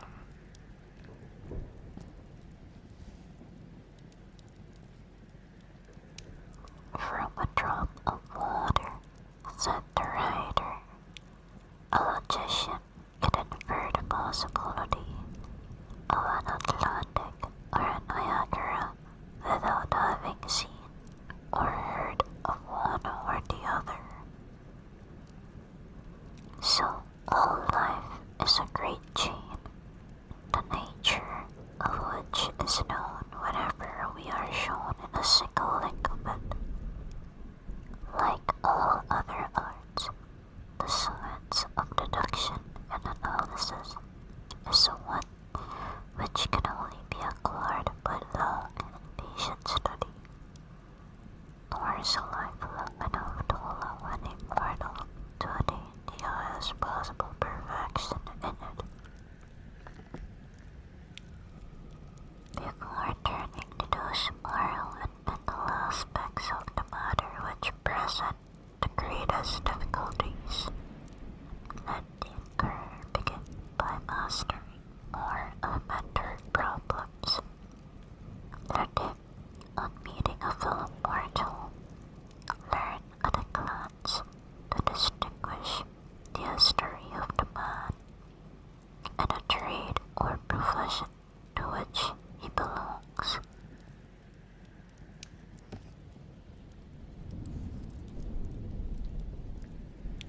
Hello, Cody. Welcome in. We're reading Chapter 2 of A Study at Scarlet. What's Puerio? Pio Puerio. Meaning Childish, silly, and trivial. pure, pure, pure, pure. Scarlet. A study in garlic, imagine.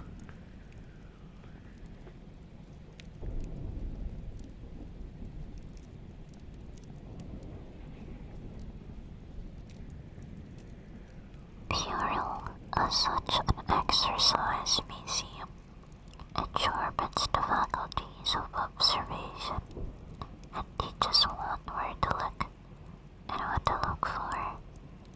By a man's fingernails, by his coat sleeve, by his bud, by his trouser knees, by the callosities of his forefinger and thumb, by his expression, by his shirt cuffs, by each of these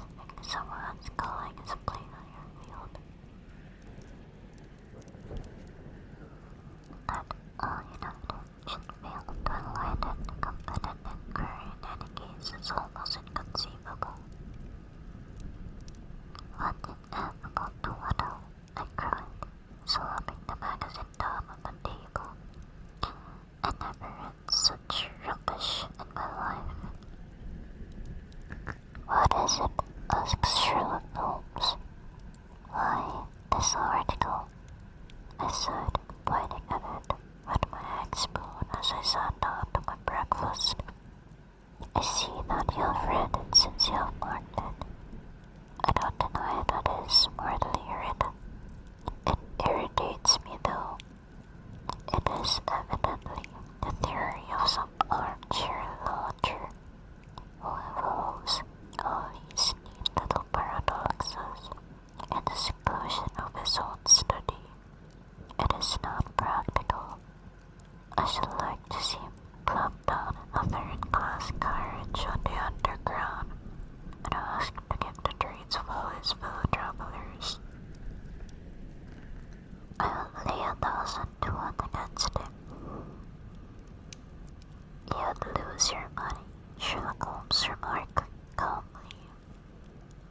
As for the article, I wrote it myself. You? Yes, I have a turn both for observation and for deduction.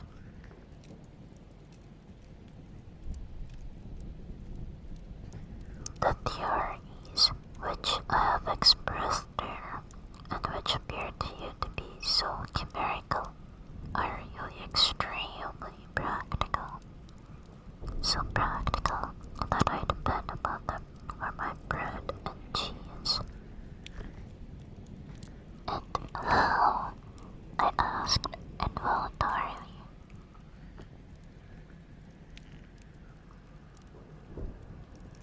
Well, I have a trade of my own. I suppose I am the only one in the world. I'm a consulting detective, if you can understand what that is. Here in London, we have lots of government detectives and lots of private ones. When these fellows are involved, they come to me, and I manage to put them on the right scent. They lay all the evidence before me, and I'm generally able, by the help of my knowledge of the history of crime, to set them straight. There is a strong family resemblance about these misdeeds, and if you have all the details of 1,000 at your fingers' ends, it is odd if you cannot unravel the 1,000 at first. Broadest is basically solving crime through the power of data. The Scandinavian edition would be a village in northern Denmark during winter, and it's a mystery of who took the last beer from the fridge.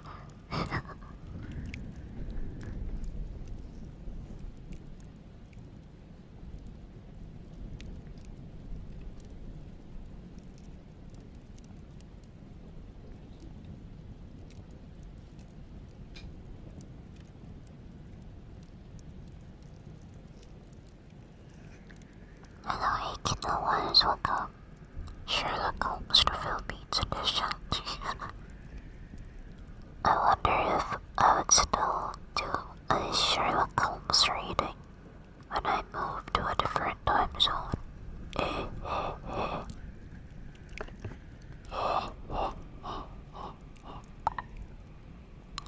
Burpee, burpee, burpee, burpee.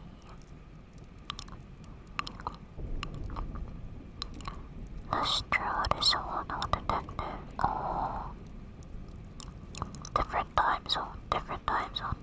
You're moving over. I don't know, I'm just kidding. But who knows, maybe. I do plan on taking up a short-term schooling somewhere far, yeah. South Pole to North Pole, yeah. PRP. What? No, you didn't.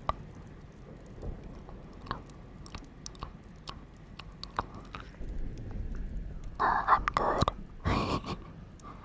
He got himself into a fog recently over a forgery case. And that's what brought him here. Oh, people had brain fogs even in 1878. And these other people, they are mostly sent out by private inquiry agencies. They are all people who are in trouble. Oops. Scrolling. These are People who are in trouble about something and want a little enlightening. I listen to their story, and I listen to my comments, and then I pocket my fee. Easy stocks.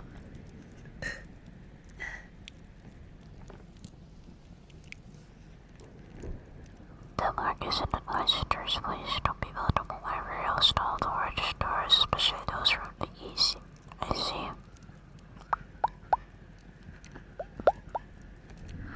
But do you mean to say, I said, not without leaving your room, you can unravel some knot which other men can make nothing of, although they have seen every detail for themselves. Quite so.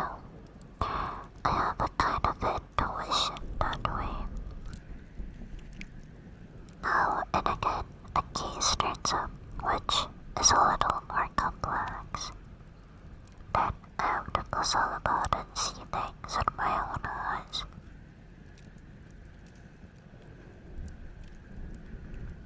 You see, I have a lot of special knowledge which I apply to the problem, and which facilitates matters wonderfully. Those rules of deduction laid down in that article, which aroused your scorn, are invaluable to me in practical work. Observation with me is second nature. You appeared to be surprised when I told you, on our first meeting, that you had come from Afghanistan. You were told, no doubt.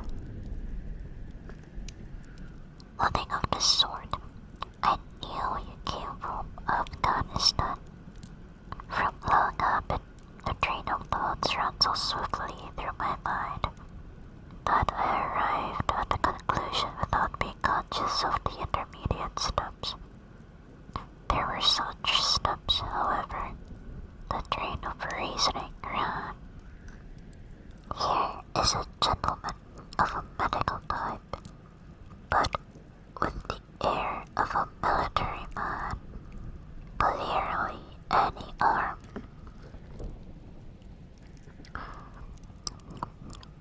Hello, Bunny Papa. Welcome in. Welcome, Dino. Auntie, welcome. Is it your first time? Welcome. Where are you going? I don't know yet. Where are we going? Oh, I don't know.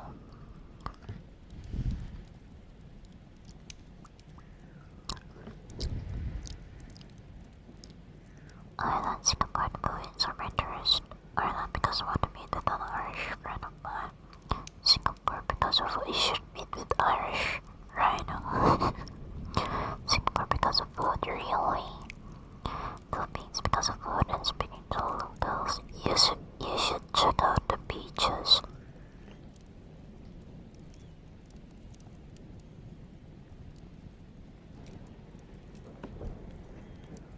Clearly an army doctor then.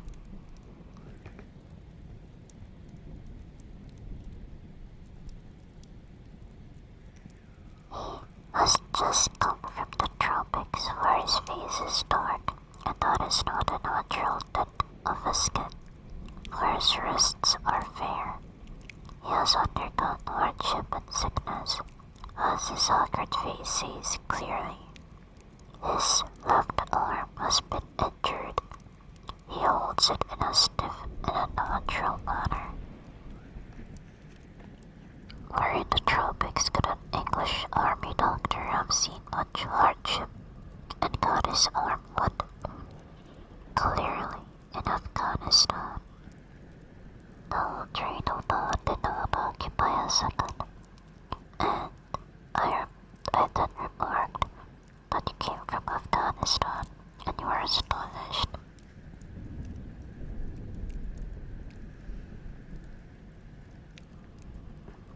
Ew. Vampire albino. Get away, get away. I'll grab lots of garlic. It's simple enough as you explain it, I said, smiling. You remind me of Edgar Allan Poe's Dupin. I had no idea such individuals did exist outside of stories. Sherlock Holmes rose and lit his pipe. No doubt you think that you are complimenting me in comparing me to Dupin, he observed. No, in my opinion, Dupin was a very inferior fellow. That trick of his breaking in on his friend's thoughts with a prose.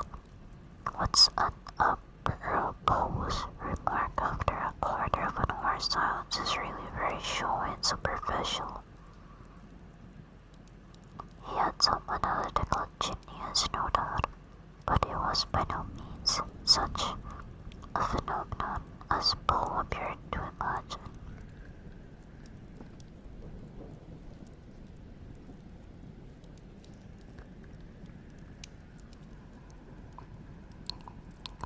Have you read Gaboriau's works?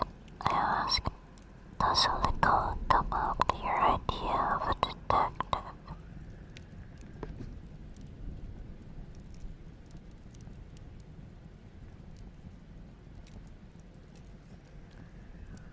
Sherlock Holmes sniffed sardonically. Lecoq was a miserable bungler, he said in an angry voice. He had only one thing to recommend him, and that was his energy. That book made me positively ill. The question was how to identify an unknown prisoner. I could have done it in 24 hours. Lecoq took 6 months or so. It might be made a textbook for detectives to teach them what to avoid. I felt rather indignant at having 2 characters whom I had admired treated in this cavalry style. I walked over to the window and stood looking out into the busy street.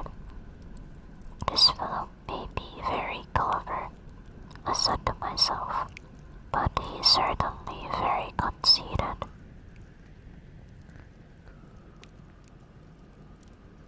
There are no crimes and no criminals these days, he said querulously. What is the use of having brains in our profession?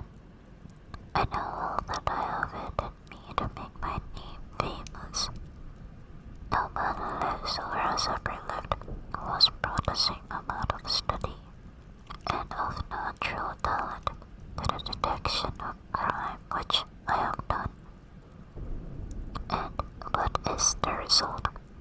There is no crime to detect, or at most some bungling villainy with a motive so transparent that even a Scotland Yard official can see through it.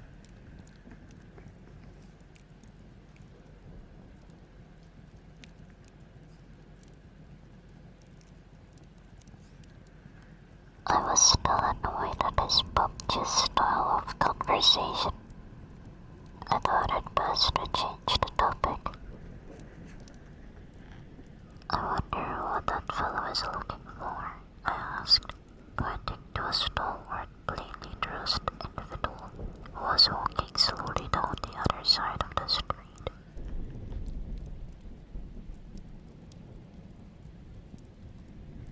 Looking anxiously at the numbers, he had a large blue envelope in his hand and was evidently the bearer of a message. "You mean the retired Sergeant of Marines," said Sherlock Holmes.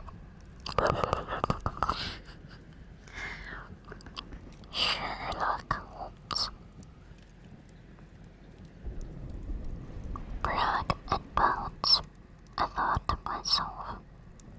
He knows that I cannot verify his guess.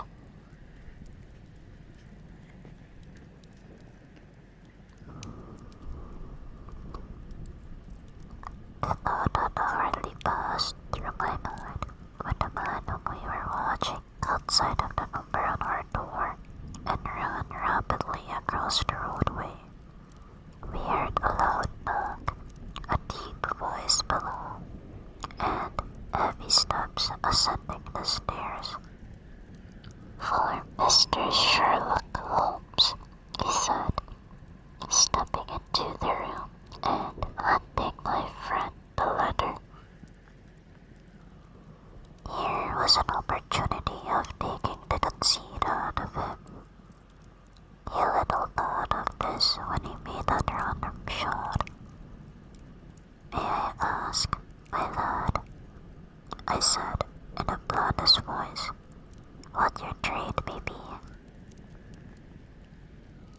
"Commissioner, sir," he said gruffly. "Uniform away for repairs." "And you were?" I asked with a slightly malicious glance at my companion. "A sergeant, sir. Royal Marine Light Infantry, sir." "No answer." "Right, sir." He clicked his heels together, raised his hand in a salute, and was gone.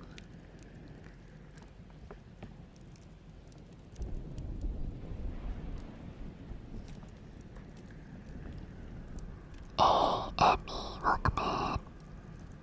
We just finished chapter 2 of A Study in Scarlet, and I think I will be ending it here for today. I'll just yap for a bit before ending the stream. Yes, I'm Zepherlock Holmes, mind you."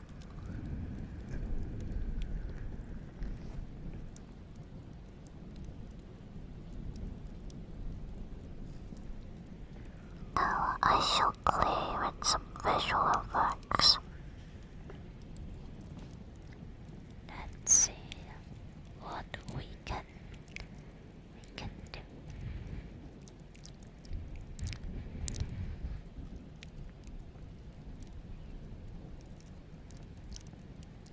Visual effects.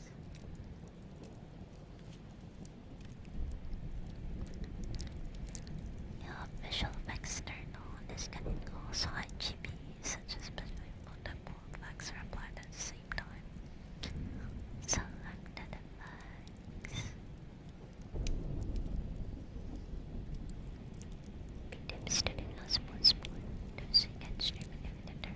Clean video studio has enhanced background.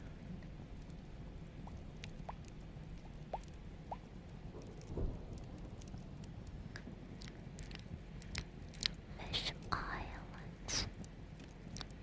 Items will not work as expected. Okay.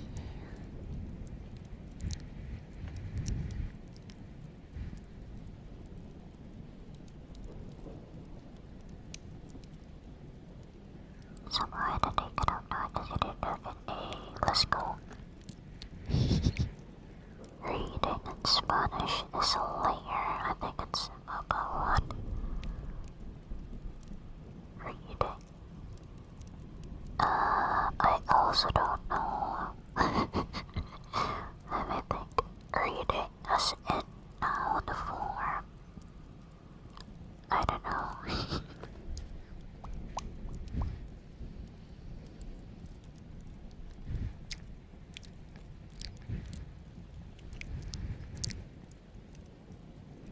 What can we do? Let's try fish eye. Fish. Film effect. On. Oh, yo.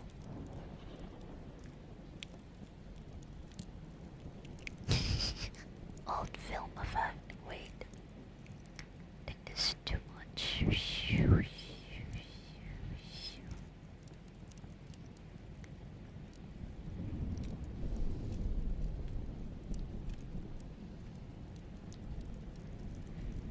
Film burn FPS limit. I think it has to be like this. I'm living in 1878.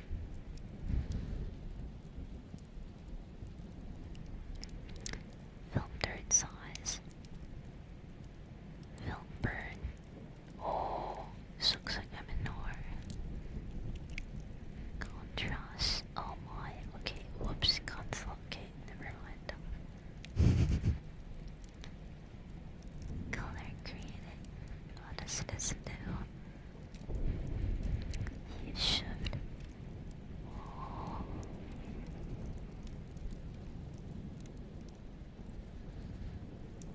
Yeah, you're in a brightness.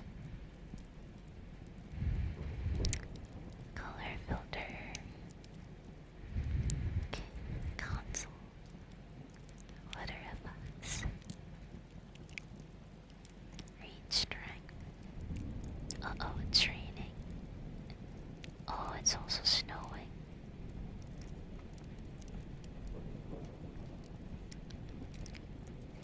Oh, this is nice. Kinda like shoes.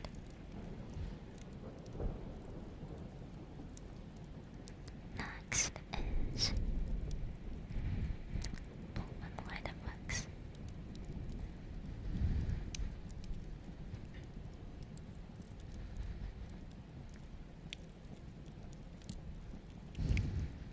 Model color darken.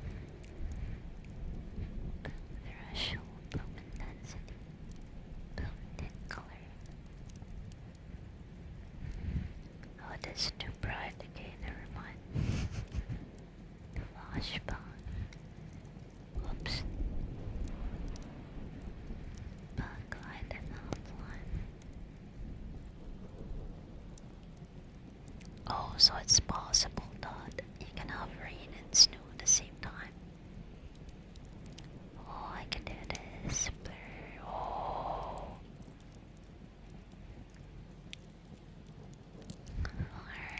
Background or the color darken.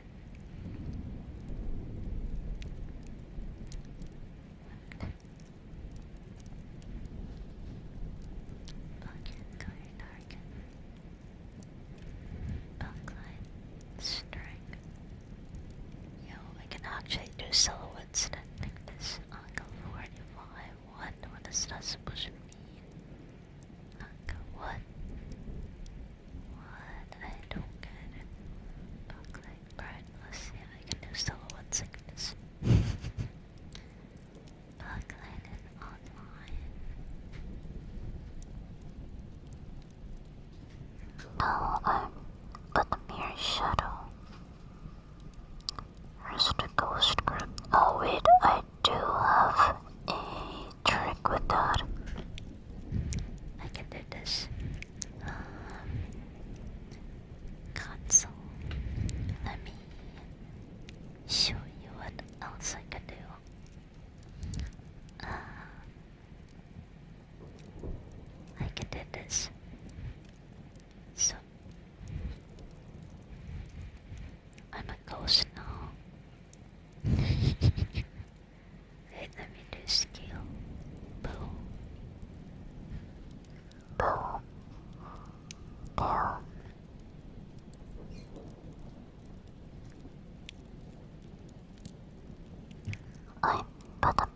honest. And I want you to die, not me. Thank you so much for the follow of Drones. Welcome, welcome. Fake cry in one of the scripts. I don't know, we'll see. I must just say, voice acting isn't my forte. So probably not. Oh, thank you so much, I'm muted, but oh wait. I need to stand back for y'all to see the other parts. I'm not really good when it comes to emotional acting.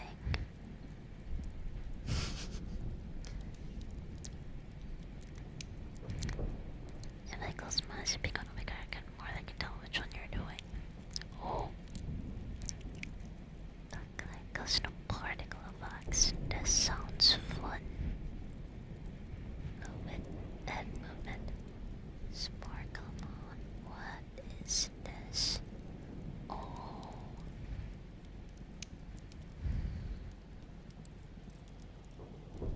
This is funny. I can move with head. Sparkle size. Color A, color B, floating particles. So many parameters. Fog. There's also fog. I don't see the fog. Light spears. I don't see the fog. Hearts. Texture file.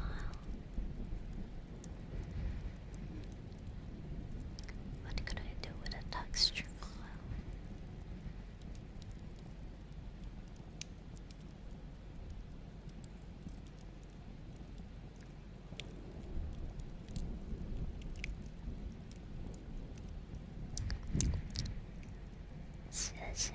Select a file. Custom color.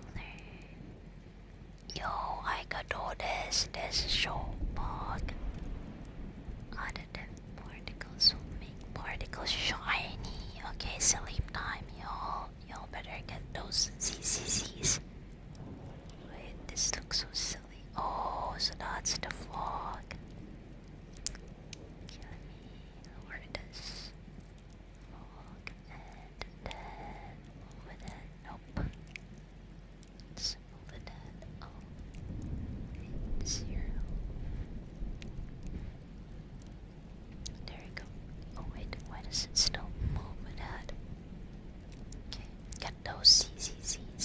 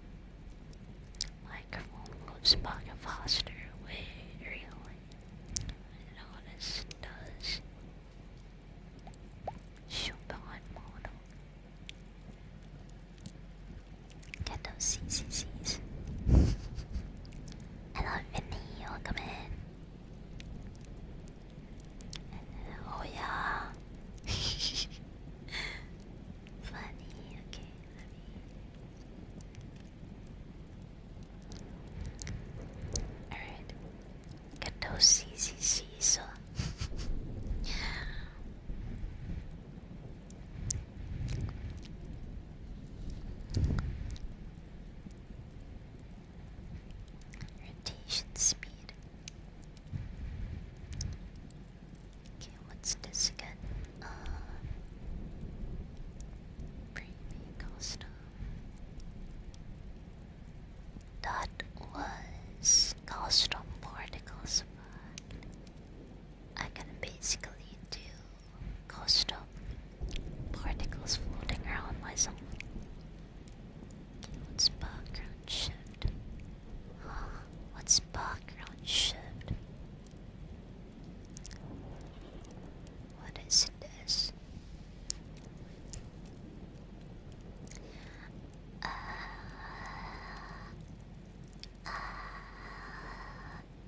Over the image. Sky. I don't know what I am doing. Oh. What? Oh, what? Zoom in.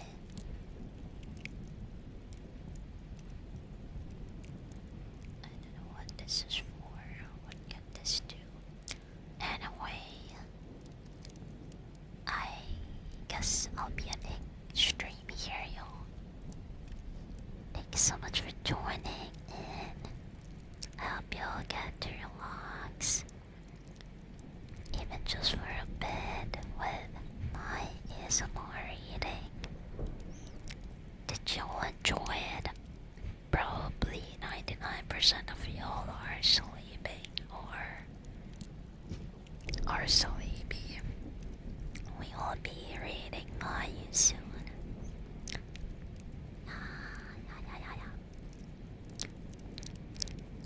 Our only day of the week, which also it coincides with my ASMR streams.